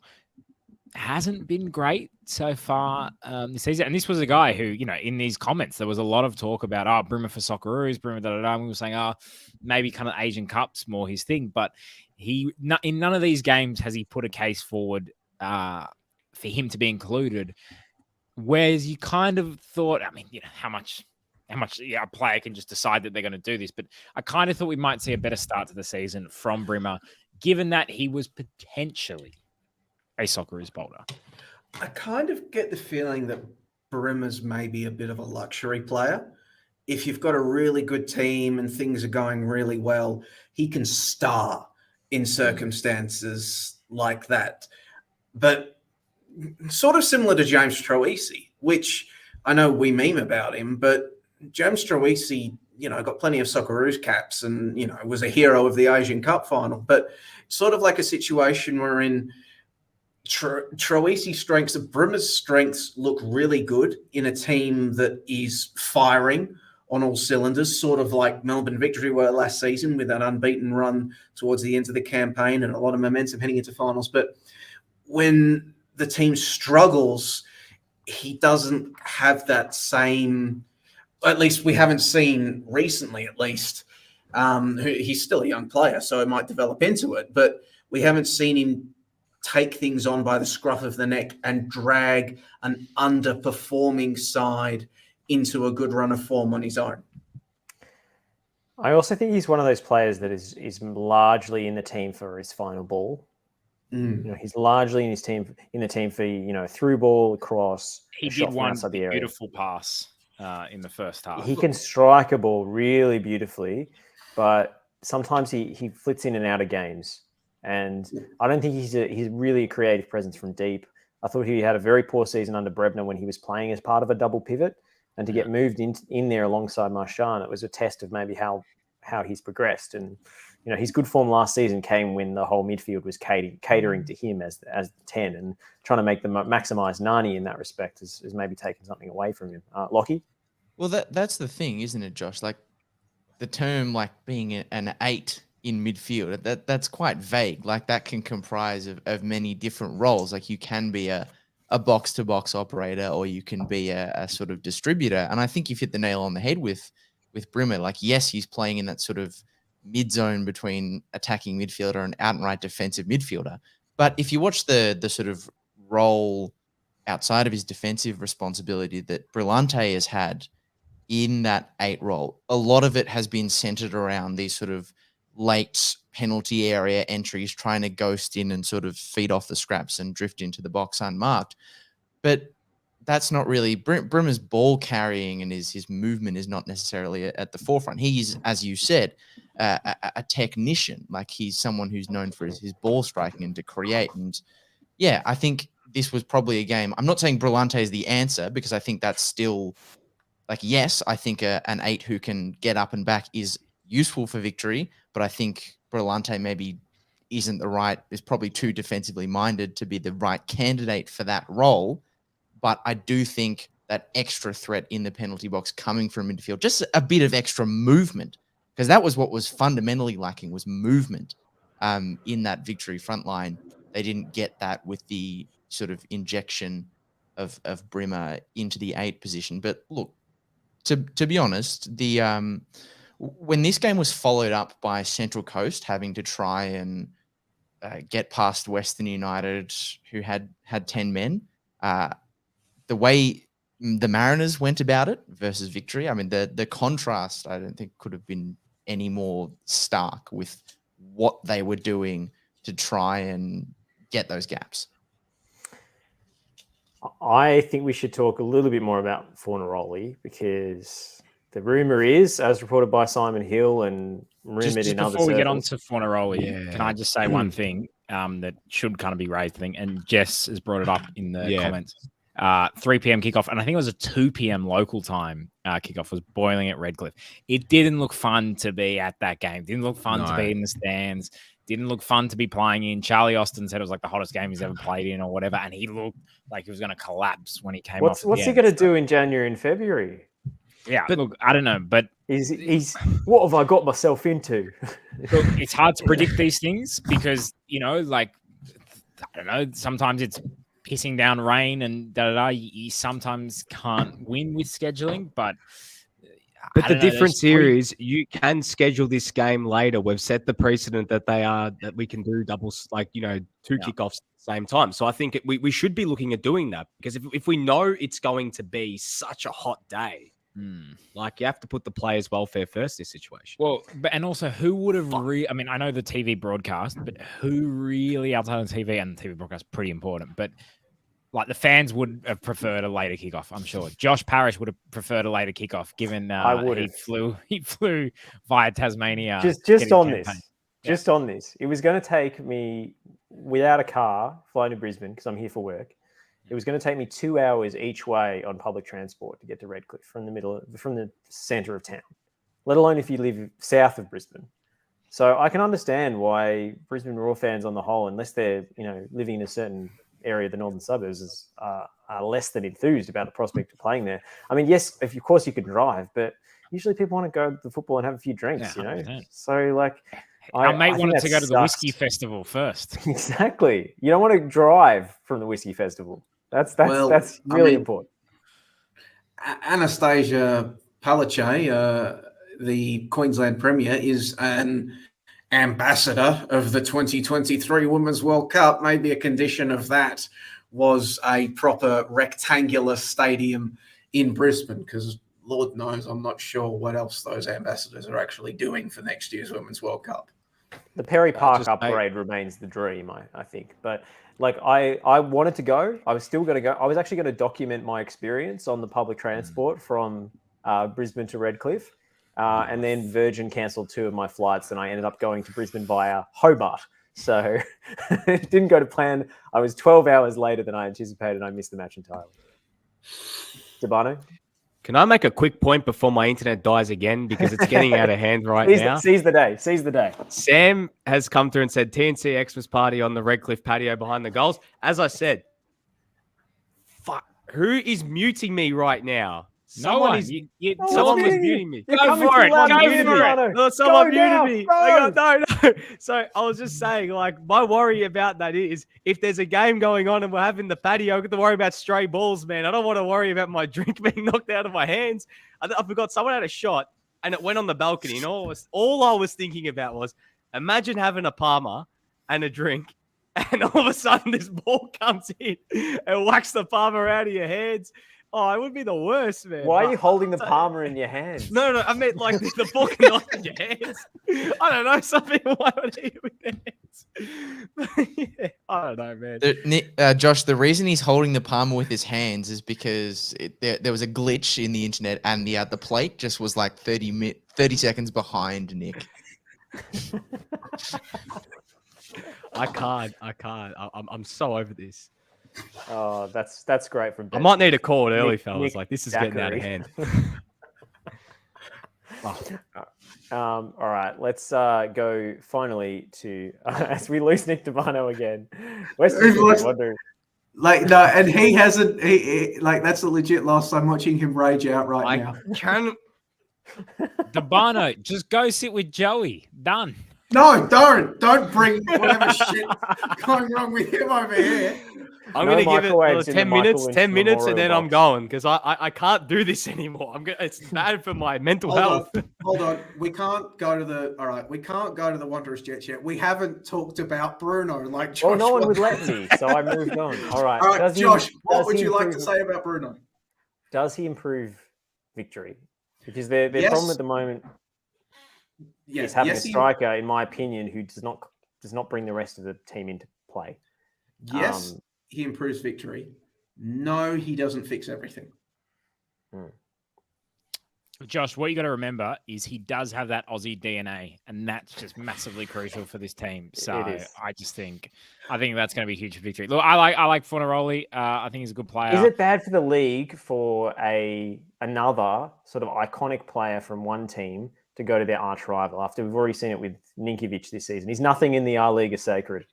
It's fine as long as City don't try to pretend it's not a big deal. Don't no-sell it on social. Yeah, I want Scott Jamieson or Jamie McLaren or somebody coming out before the Christmas derby and saying, yeah, well, Bruno won't be able to play in the Christmas derby because he couldn't play until January. I want them coming out before the third derby of the season saying, oh, yeah, we want to stick it up, Bruno. You know, we want to show these City fans that yada, yada. Don't try to tell me that it's not a big deal. That's fine with it. And on Bruno to victory, sorry, Josh, I think I cut you off, but you were going to say about how his incorporative ability will make this team better, which I agree with. I mean, Lockie is probably our Fornaroli fanboy in the stream.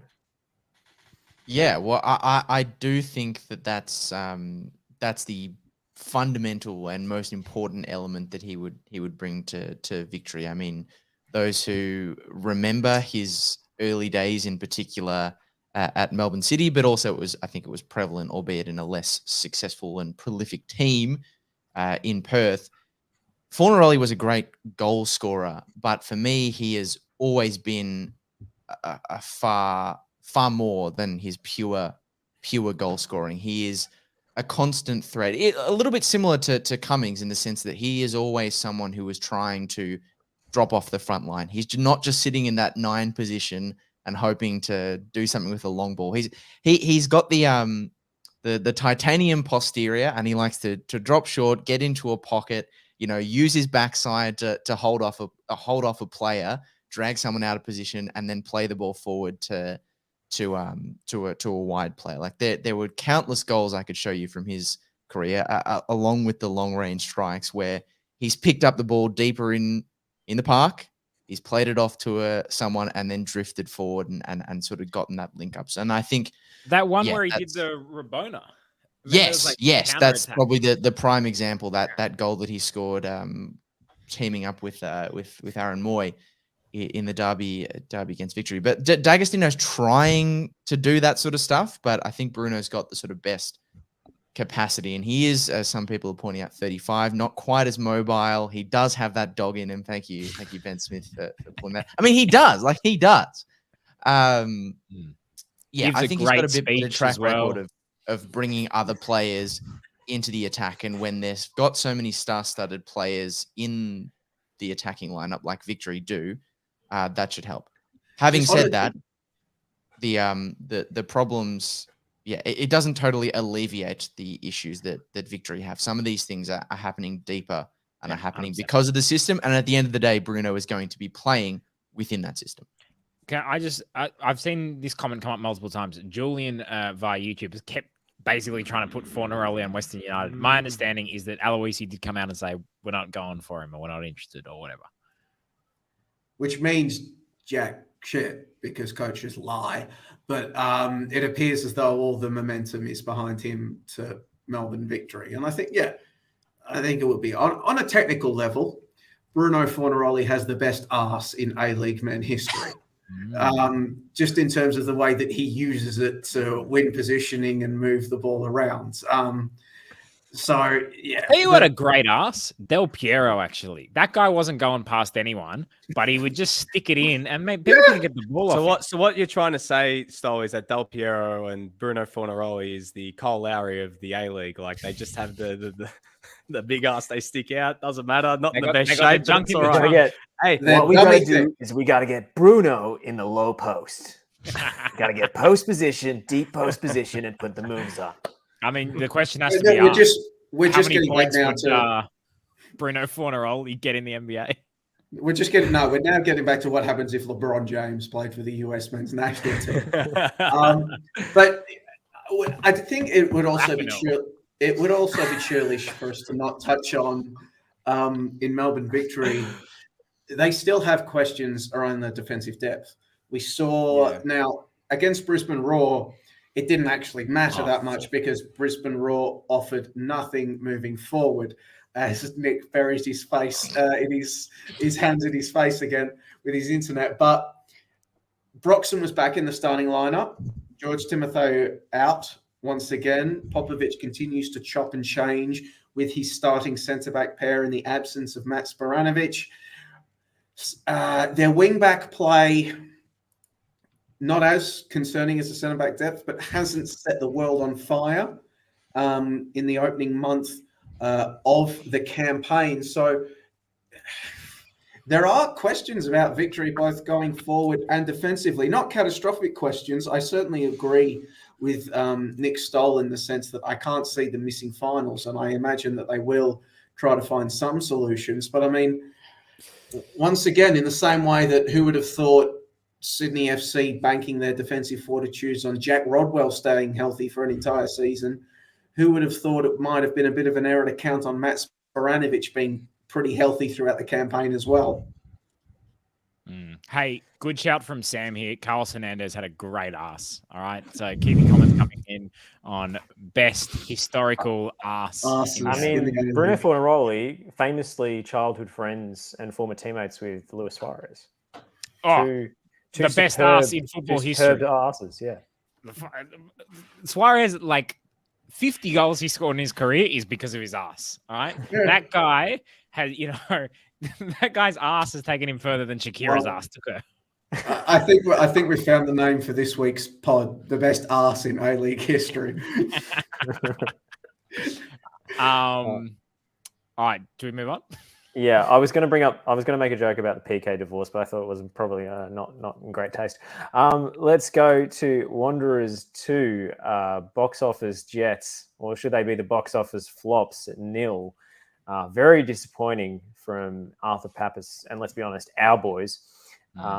Very, very limp, listless performance. Brandon Borrello put his name forward, sent a message to Graham Arnold. His agent said he played very well.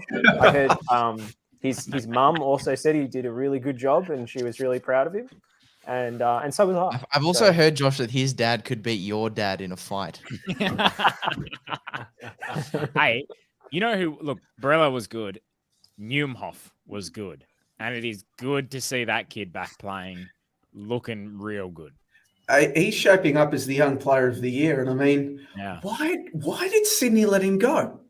I mean, maybe it was a case of nothing they could have done would have kept him there, but surely this is a complete. Why is everybody laughing at me? No, just look.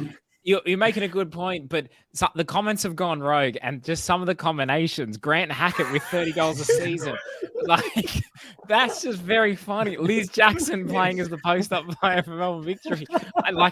It's just getting more and more chaotic. And what if Zach Randolph went up top for Melbourne Victory? Now that I know you're not laughing at me, I'll continue the point.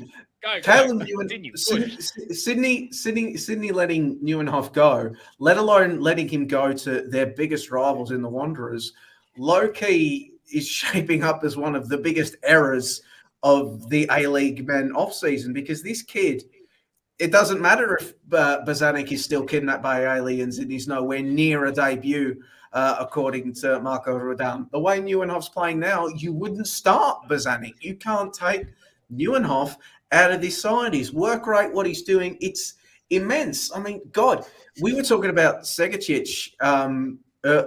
We were talking about earlier. John Howard played up top for the Victory. We were talking. Do you remember what? All I can think about is his bowl, like really.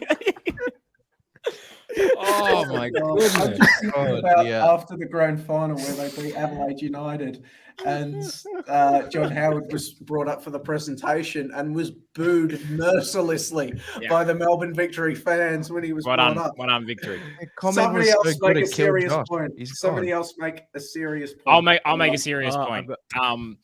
Ninkovic also probably had his best game for the Wanderers, which was good for them. The Wanderers, I'm surprised at how good they started. My question is, how long does this continue? And you know what? That's what I'm nervous about for them. I think it might, because they've got a bit of Western United about them, fellas. Yeah. There's a bit of Western United about them right now. And I don't know. I just can see them being right. Like I could see this rolling. I don't know if they can go all the way, but I think that considering how some of these teams have looked in the early stages, I know it's still early in the season, but they will get points because they will be able to defend strong and they'll be able to just take their chances up the other end. They are a very well regimented team. I completely agree with Debano. I mean, given the state of flux that we're seeing from a lot of the other teams, particularly a few of the Victorian sides, I think top four all of a sudden, top six, maybe even top four is potentially in play. And look, is it the best to watch so far? Is there more that they can do to improve, particularly going forward? I still don't think they're getting the best out of Kripic and Yengi in particular. For example, I think there's still more to come, but it's not as if there isn't a precedent in this competition for teams, who are just difficult to break down in the A-League men's, that being enough for success. And I don't see any reason, based on what we've seen in the opening few rounds, why Western Sydney couldn't potentially ride that same trend. I don't think the lid is off. I think we're getting to the point now. I'm not going to say the next line because I've already written it in my piece, and I'm going to keep some sense of mystery. I do have some concerns. Western Sydney Wanderers haven't actually trailed in a game yet this season. I'd be very interested to see what they actually do when they have to chase a game because we've seen them cough up. We saw them cough up a lead to Brisbane Roar, who, as been demonstrated in their other games, they're not exactly an offensive juggernaut, but they couldn't respond after Brisbane Roar got the goal back. So I'm going to be very interested to see what happens when they actually have to take a game on and chase points. However, I will concur with everybody else. I can see Western Sydney on a pathway at a minimum to finals football this season, if not more, because good football doesn't win you championships in the A-League men. Preying on other teams' inability to play good football wins you championships in the A-League men, if we're going off last season. And Western Sydney Wanderers can absolutely do that. I would like to see a few changes. Maybe Kurpic replaced Yengi, moves centrally, and they put Najarine on in the wing. I would like to see that. But yeah, as far as Western Sydney Wanderers go, I don't know how enjoyable a watch they're going to be throughout the entire season unless you sort of relish watching shithousery, defensive football, and, digging in. That I doubt they'll play much of any free-flowing attacking football that you'll put in a highlights reel, but it's going to be effective, I think. I mean, when has Western Sydney Wanderers ever played good football? When have they ever been attractive? Never. Maybe did they play well under Josip Gombau for like a few? Zero. They were atrocious. Total. They tried to play better football under Popovich. So when he, I think, got him to the final in 2014 against Adelaide, if I'm getting my years right, maybe that's 2016. So 2016, he did try and play a more expansive style. He did bring in this Spanish assistant coach, and that was kind of the thing. It was still, expansive football with a massive handbrake on. Never got out of first gear. But it was like Atletico. Every time Diego Simeone says we're going to evolve, exactly. Look where that's got him. They played some decent. The 5 games, was it the 4 or 5 games Hayden Fox was in charge when they went undefeated under Hayden Fox? That was all right. Yeah, the Nobley Knees Wanderers. What a glorious, glorious. What about the 3-game unbeaten run to Marcus Babbel in 2019 when the vibes were good at the Wanderers and you was wearing cool outfits and everything? Debano, do you have eyes? Do you understand the game a bit? I tell you what, it is setting up that Sydney derby real nice. And look, the most important thing for the Wanderers is that the RBB, grows again, starts feeling out. That actually makes going to the Wanderers a lot of fun. And, I really hope that is the case. Can I just say that even the game next week against the Mariners, it's going to be like appointment viewing. I reckon that's going to be a really, really good game because if any team is going to take it to the Wanderers and really try to put them on the back foot, we thought we'd see it from the Jets, but I think to another extent with what the Mariners have in that front line with guys like Cummings and, especially with Jason Cummings in the form he's in right now, I'd like to see him going up against that defense. And if he puts in a good showing in that game, guys, against that defense, telling you what, if he doesn't get selected, I will be livid because that should be the marker right there. Against the best defense in the A-League, comes out and puts in a performance like that, I think it would be great. So it'll be interesting. But, Joe, interestingly enough, on your point about what it would be like if they went behind in a game, I mean, if we're going to compare it to what Western United did last year, that when they went behind Western United, from memory, you guys might be able to correct me if I'm wrong, they didn't usually come back too many times and actually win games. They'd usually, if anything, they might get a point, but that would be rare as well. They'd actually usually go on and lose the game. So I think that will be an interesting sort of thing to keep an eye on because in the next 2 games, we know that both Sydney and the Mariners have individual players that can cut open your defense. So I'll be very, very curious to see what can happen in both those games. I think that Western United only came back from a deficit to win twice last season. Would it have been against the victory game? The victory. There was the victory. It was aggregate, but that was aggregate. Yeah, over aggregate. And there was the other one so I'm counting the aggregate game as one. And I think there was one very late in the season because I remember Aloisi making a big deal about it. Before we wrap on this, Lockie, did you have something trying to come in there? Oh, I just wanted to talk about Oli Bozanic very quickly. I know he's already come up, but a lot of people were surprised about Mark Rudan saying, he's a long way away from returning. I actually think it makes a lot of sense because I'm pretty sure I read somewhere that like astronauts, when they spend a lot of time in space, they lose their bone density. And so it can take a lot of time to like readjust to physical activity. So he's been abducted for quite a while. So I actually think it makes quite a lot of sense. But yeah, wish him all the best in his bone Ground density journey. Control to Major Ollie. I feel as though we can't move on without at least saying something about the Jets.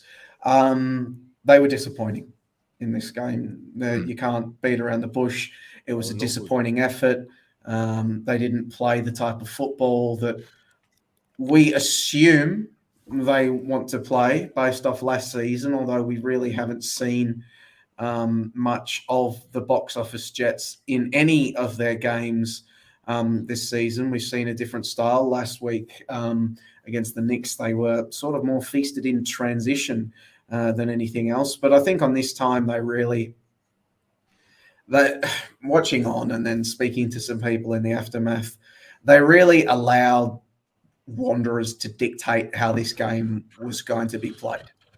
And the Jets simply aren't going to win a game of football against Western Sydney on a game played on the Wanderers' terms.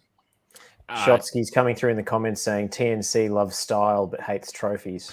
That's pretty accurate. We have to watch the games. That's why. We don't have to we actually are exposed to these games. That's why. And then I like this guy. Nearly finished. Come on, boys. It's only been 2 hours. Hey, I just need to Joey and I still need to drive home, all right? Like, come on. Let's wrap all right. it up. With that in mind, let's wrap up this A-League chat. Talk about actually maybe the biggest story to come out of Australian football in quite some time. Certainly the one that made international headlines. Socceroos posting that video on behalf of the PFA, the human rights message on Qatar. I thought it was a very brave thing to do, a very good thing to do, and they've led the way. No other national team has done this, and I think it might prompt similar responses from other nations because it's always more difficult for the first team to do it, for the first person to kind of break that silence than for the next. 100%. I think, you know what? Well, I was just going to say, super proud of this team. Like, really massive. It is super hard to be the first. It is I think the most difficult to come out. Australian players, I think, in a way, have more to lose. Because a lot of them potentially look for moves into Qatar, for financial reasons or whatever. But super proud of this team that they spoke out and really educated themselves. It wasn't they were just like, oh yeah, we just don't like it. They explained, I think, in a very good way about what has changed in Qatar, what needs to change. So full credit to the players, especially the 14 that appeared. I think 14 or 16 that appeared in the video. And some actually, I was surprised at some of the players who were in there. And, honestly, full credit to them. And from all accounts, it really made me even have a higher opinion of the likes of Jackson Irvine, Bailey Wright, Matt Ryan, who seemed to be kind of really behind the whole thing, but everyone who appeared in it. Really great stuff. And I think it would have been less powerful had we been the 10th team to speak out. The fact that we were the first, I'll be honest with you, I don't think we're going to do great in Qatar on the field. But I'm very proud of this team already. To provide a bit of context around all this, Nick Stoll is right. It was Bailey Wright, Matt Ryan, and Jackson Irvine that have sort of been leading the players' efforts on this front. In particular, they received an initial briefing about this, and then since then they've been very active in trying to source as much information as possible from a variety of stakeholders. Obviously, FIFA, FIFPro, the International Labour Organization, Amnesty International, the Supreme Committee for Organising and Legacy in Qatar. So this hasn't been something that's come out of the blue. This has been a long-standing commitment from the Socceroos to learn about these things. Every Socceroo, this video wasn't something that they were asked to do by the PFA or otherwise. This was something that the Socceroos wanted to do themselves. The PFA just provided the platform for them to distribute that. And I would have to join everybody else in commending them for taking a stand and speaking up of, there were not the everyone obvious. else. A lot of people were like, "Oh, virtue signaling, blah blah blah blah blah." I was about to, Shut up. some very intelligent people that They obviously get paid well yeah. to write. Who wrote that? Oh, whoever that Paul was. Kent. Well, Paul Paul Kent. what? Yeah, Sorry, I misheard you. It sounds like a total Kent. Yeah. I think it was great, and it's virtue signaling. Every time you share an opinion, you are virtue signaling. You are signaling the virtues that you hold to yourself to the world. That is just a nothing phrase. It's just, I disagree with that person, is what it basically comes down to. I think it was valuable. Boycotting, well, human rights groups have been telling the Socceroos and other national teams not to boycott because it would have zero impact and they would just be replaced, and Qatar would say, oh, that's too bad. Anyway, let's go on and host the tournament. Oh, and we'll keep it in mind and screw over Australia every chance we get during the next round of AFC negotiations and all of that sort of stuff. But I feel it's great that the Socceroos have come out and made this statement and they're using this platform to raise human rights. I also feel that it's almost an unfair burden on them that they have to do this. I mean, this has been spoken about by players' unions and FIFPro in the past.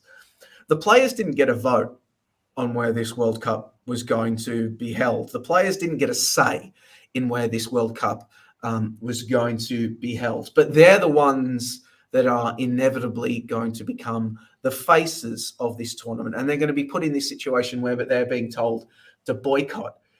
The real people that bear responsibility, if we want to be pressuring people and holding people to account, it's not the Socceroos boycotting that is going to make change. If people wanted to see boycotts that would actually, maybe even make FIFA move the World Cup, it's Visa, it's Adidas, it's these billion-dollar companies that if they had spoken up and demanded things move or demanded change, that is where the real change would have come. To expect these players that never got a say in where the World Cup is going, for many of them, they'll only ever get one chance to play in a World Cup. To expect them to bear the responsibility for this, it's just silly. We should be holding the people that voted for this World Cup to account. We should be holding the sponsors to account, the money to account, not the players. The thing that annoys me the most is the take that this is somehow the easy route, and if you really cared, you would boycott. This isn't the easy route. The easy route is to not say anything. Yeah. That's the easy thing to do. And they've put themselves in the firing line, because they care. And that, I think, is huge. I think they should be commended for that. And I hope other nations, as you say, Joe, potentially sponsors, follow their lead. And they had no say in where this was held, and World Cup is huge. Like, it is a huge moment in your career. So to expect players who were not responsible for anything that went on with the choice of host, and they're not responsible for any of the human rights abuses that routinely occur in Qatar, to expect them to give up the biggest moment of their careers to make a moral point, I think is unfair. It would be huge if someone did that, but I don't think that's a fair assumption, and that's not what the human rights groups are asking for either. So I think this is great. I think it was well executed, and I'm really proud of this team and players like Jackson Irvine, who've led the conversation clearly internally in the team about issues such as this, because it's not an easy thing to do among a group of professional footballers who probably, like, by and large, not especially, like, they're not usually very politically minded as a group, as a demographic, to actually step up and say, hey guys, this is like something that's really important. We should learn about this. I think that's really significant. And I'm just proud one of this quick team. thing. I thought it was very interesting to see a couple of Melbourne City players in there as well. And actually, I thought it was very good of them. I know Melbourne City, the UAE, there's been some criticism of them over the past. it would have been probably easy for them to not be involved because of who their club is and who owns their club, and they were. And so I massively respect Jane McLaren and Matthew Leckie for being a part of it. I think it was also really good that it would have been very easy in the context of the statement for the Socceroos to just focus on the migrant worker rights. You know, they're a union, they're supporting other workers, they're supporting other unionists. I thought it was really heartwarming to see that they also came out in support of LGBTQIA plus rights in Qatar. That wasn't something that they didn't have to do. It's not a union matter, it's not a workers' rights matter, but it's just the right thing to do. And even, you know, the subject of homosexuality and gay rights has always been a bit of a taboo topic in men's football. We've seen the amazing progress and safe space that women's football has become. It's always been a lot more, you know, unspoken and not really something discussed and put forward in men's football. That's obviously recently changed with Josh Cavallo coming out as the only openly gay professional male footballer in the world when he did, and Melbourne Victory and Adelaide United will be playing pride games. So I thought that was notable as well, that it wasn't just around workers' rights as they could have easily gotten away with as a union. They also came out to support LGBTQI plus rights in Qatar. The Qatar Supreme Committee for Delivery and Legacy did respond, and they seemed to. They probably weren't applauding the Socceroos, but it wasn't a complete slapdown. They said, we commend footballers using their platforms to raise awareness for important matters. We have committed to every effort to ensuring that this World Cup has had a transformative impact on improving lives, especially for those involved in constructing the competition and non-competition venues we are responsible for. Protecting the health, safety, security, and dignity of every worker contributing to the World Cup is our priority. Of course, there was also a bit of a backhander. The Qatari government's labour reforms were acknowledged by the ILO, International Labour Organization, ITUC, International Trade Union Confederation, and numerous human rights organisations as they benchmark in the region. New laws and reforms often take time to bed in, and robust implementation of labour laws is a global challenge, including in Australia. There's the backhand. Of course, notable in that response that they focused entirely on the workers' rights issues and nothing about LGBTQI plus rights. But there you go. That was the Qatari response. Yeah, I think also that kind of whataboutery, I saw a lot of that. And it doesn't make it any less true that Australia has human rights issues of our own. We've seen it in the past week. So, you know, I don't think that precludes Australian footballers from coming out and speaking out about an issue that's relevant to them and their work. And the issues in Australia are disgraceful. The way that Australia has treated asylum seekers, you know, who it is a legal right to seek asylum, is disgraceful. And we recently saw that horrific racist attack against a 15-year-old child in Western Australia. That is disgraceful. And we can talk about all of those things. They are disgraceful and they need to be worked, but that doesn't predicate the Socceroos from talking about this as well. You can walk and chew gum at the same time. And I also thought it was weird people talking, responding to the PFA. What about they didn't say Indigenous, but what about Indigenous rights? When the PFA has spent the past week working with the John Moriarty Foundation, has signed up to the Uluru Statement from the Heart, and is one of football's leading bodies in supporting social justice. But that's the thing with these takes. Yeah. That's the thing with these takes. It's not actually a genuine good faith argument. It is just an attempt to obfuscate and distract. That's all. And they do it with everything, whether it's climate change. But did you drive a car in the last year? Well, who are you to talk? Like, man, shut up, all right? You don't want to actually improve the situation. You don't want to find solutions. You just want to be a dick. And unfortunately, some people are making good money doing that. All right, on from a very serious and important issue to a silly, unimportant one. We had a bit of a chat about this in the group this week. Stoll, do you want to take it away? The A-League belt. What does this mean? Okay, all right. So look, usually you know me. I hate wrestling. I don't want to talk about any of these belt crap. All right. Anyone when I was a kid who actually had a belt in their room, I just thought they were the biggest losers of all time. No, hold on. Stoll. Nick What do you think about wrestling? Belt now. No, hold on. Stoll, what do you think about wrestling? Shit, it doesn't matter what you think. No. Someone mute Joey. Anyway, look, I want to give a shout out to Mike Adams, who he came up with this idea in America in regards to the NBA. NBA is back. Check it out on ESPN. Great competition. He's talking about the NBA belt. To win the belt, you must be the best player on the floor in a win over the belt holder. So he's talking about who is the best player in the NBA. Best player in a loss, no belt. So your team has to win. If you win, but you're not the best player on your team, you don't get the belt. Teammates can't take the belt, miss a game, belt vacated, and awarded in your game. So he gave the example of Steph Curry started the season as finals MVP last season. He had the belt, and then eventually I think they lost in a game to Denver, and therefore Jokic took it off him. So that's kind of we won't go into NBA basketball right now, but first we must decide, this is going to be a running thing because I like this a lot. Who has the belt to begin this season? Can I actually say what I think we should do about this? I'm going to get slapped out. No, shut up, Joey. It's my turn. This is what we're doing, all right? No, it's not. Alexander, no, stop. Someone mute him because he always mutes me. So what we're going to, this is how we do it, all right? So Alexander Prijovic came into the season as the title holder because he won the Joe Master medal in the grand final, right? Now, I understand that with the NBA, if you don't play, you got to vacate it. But in the NBA, they play 82 games, right? They literally play every day. With here, it's one game, right? Prijovic hasn't had the opportunity to defend his belt yet. So what I am putting forward is that Prijovic has until the World Cup break to defend his champion as the actual champion, but we have an interim champion as well. So the best player from the Melbourne City Western United game in the first week of the season was Valen Berisha.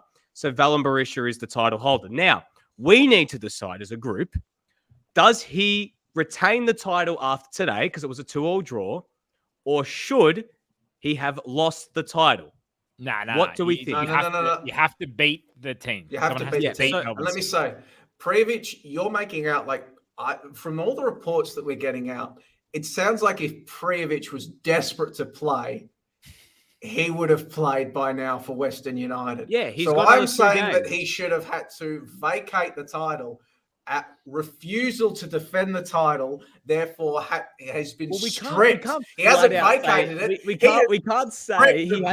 can't say straight up that he's refusing to play for Western United because that's never actually happened. We don't know. It's the belt. We can make up the rules. We can make up our own reality. Here's the thing, right? So, all right, Prijovic, whether he has it or not, we give it to Berisha. Is this going to be the thing that gets Prijovic motivated? If Aloisi going to go in on Monday and say, you no longer hold the belt, my friend, and he's going to be like, and it's going to be it. So what we're saying is right now, I think we're all agreeing, right? We'll just do it for now. Berisha has the belt. Berisha has the belt. We'll decide whether that's the interim belt or not. I'm with you, Joey. I think we do give it to Berisha just because it's going to be more interesting. I can't wait for Prijovic to play a game just to do it. Because now I want to watch every Melbourne City game. Now I want to see, is someone going to, because this is what you have to do. You have to beat Melbourne City and you have to be the best player on your team. NBA, look, the superstars are usually always the best player. LeBron's pretty much always the best player for the Lakers. Steph's always the best player for the Warriors. In football, sometimes this belt's going to go on some weird hips. Stoll, it's funny. You said the Lakers and LeBron. The Lakers have not won a game yet, mate. So I don't think LeBron's going to be holding the belt this season. LeBron's the GOAT. Forget it. But so how do we decide the man of the match? Is that a TNC decision or is there 100%. Yeah. Are we going off FOTMob rating? Okay. Yeah. Because I was going to say, if we were going off like a FOTMob rating or something, Craig Goodwin would take the belt and then being the goals and assist merchant that he is, just hold the belt indefinitely. So, look, Valen Berisha holds the belt. That's all you need to know right now as TNC listeners. Valen Berisha holds the belt. Keep an eye out for Melbourne City's games, all right? First glory, Melbourne City. Giordano Colli, new champion next week. Is there going to be some sort of money in the bank element introduced to this where someone can cash in and attempt to steal the belt? if we have like a super sub, like a really good super sub, I reckon they're gonna get money in the bank. Like if there's something like that, there's gonna be some special Who is moment. the Jack Swagger of the A-League men? All right, shut up. This is wrestling stuff. I don't like it. This is a boxing thing. Look, secondly, Torres is asking George Blackwood is the Jack Swagger of. You started this stall. Hey, Torres asked a good question. Do you have to play all the game to win the belt? I will say you have to play. We're going to say 60 minutes, 60 or 70 minutes. I like 60 60 You just minutes. need to be best on ground. If you're best on ground in 20 or 30 minutes, you must have done some really impressive shit in 20 or 30 minutes to earn the belt. I agree. Actually, I changed my mind, Joey. We need to make Garen Qual eligible. So we can't put a minutes restriction on it. What happens if Garen Qual wins the belt and then pisses off to Newcastle? It's CM Punk. Yeah. If Wellington had won today, Igarkovic could have been man of the match in 9 minutes. So let's not put any artificial restrictions on this. I mean, if we're going off FOTMob rating, Sam Sutton, if Wellington had won, would be the champion right now. Who would have picked Sam Sutton to be the title holder? It would be unbelievable. All right, another good question. The Brian Kendrick is WWE champion. For what, an hour? FB Skippy, who currently holds the A-League women's Would it be belt? Casey Dumont? Because she won. She was like best on the grand final. Yeah, Casey Dumont. Casey Dumont. So keep an eye out.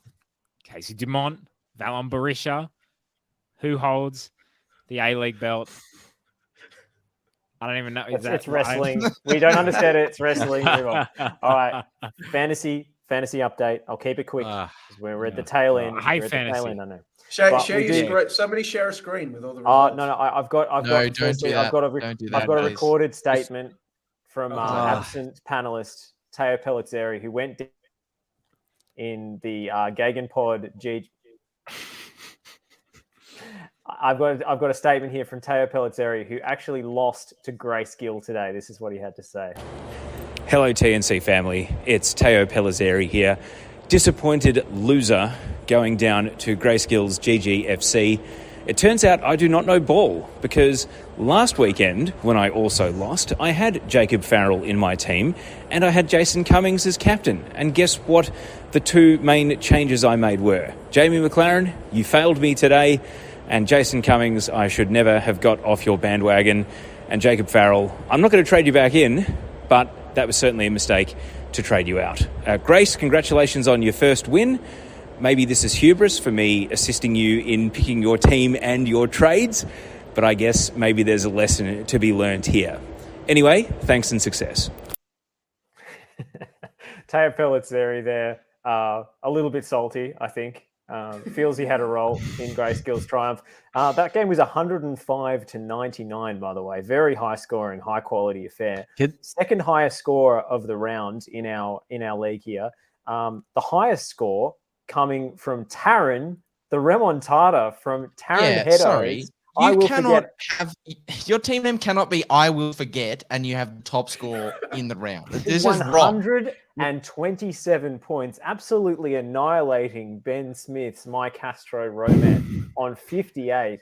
That's got to be the biggest walloping of the season so far. Can we have a look at the relegation zone in this? Because I just want to make a very specific point as to who's bottom. Nick Stoll. Rooted to the bottom of the table. This is why Nick didn't want to do fantasy this week. The only player without a point so far in the season. 4 losses. I'm the Lakers, I got one superstar. I got the GOAT, that's me. And then, I don't know, it's not working out. Who's Westbrook? Who's Westbrook, Stoll? Who's the handbrake in your team, mate? What's wrong? Okay, I'll tell you what's wrong with my team. All right, I've been let down. By someone. Okay, Paul Izzo, you meant to be the goalkeeper for Melbourne Victory. You're meant to be defensively solid this season. All right. Leo Lacroix, man, what the hell happened? Western United, most boring team ever last season. 1-0, 1-0, 1-0. That's what I expected. That's why I signed you. Nothing. All right. Cadete, you're a baguette there. That's what you are. Nani. You got 10 points. You got 10 points this round. Yeah, okay. It was good, man. Cadete was okay. Look, Talbot, man, bro, what was that? 0 points. Max Burgess, you're staying in the lineup no matter how little you play this season. You're in there. I guarantee you that. No problem. Nani, 7. Nani, man, you're a really nice guy. I think you're a good player. Let's get some goals and assists happening, baby. Reno Piscopo, no. Should have scored that goal, man. Like far out, bro. Neuenhoff 4 points. And then, come on, like, give him 1,000 points. He was amazing. Becca Mikkeltadze, I would maybe like the Jets to be a bit more transparent about if their star striker is not going to play anymore. Daniel Arzani, you're staying in the team all season, my friend. You need to get some more points. And Al Hassan Torre, once again, you got 8 points. I don't even know how you came off the bench, but good job, Al Hassan. Stoll, I have only one question for you. Are you going to let other A-League fantasy teams dominate you? Other teams are looking at you and saying that Nick Stoll, TNC live on Sundays, that's an easy 3 points. Pencil it in. This A-League fantasy has unleashed hell on me. All right. I thought I actually called my team TNC live on Sundays because I thought I was going to be number one in the whole league, the whole Australia. Like I thought I was just going to be smashing everyone, easy wins. Taryn's team name is I Will Forget. Stoll now wants to change his team name to I Want to Forget. Yeah, bro. I hate fantasy. Like, I want to point out just how competitive this league is, though. So I'm in the top 15% of all fantasy players in terms of total points for the season. I'm 10th in our league. Bro, the top 7 are all on the same points. We're all on 9. And that includes, I'm the highest of the.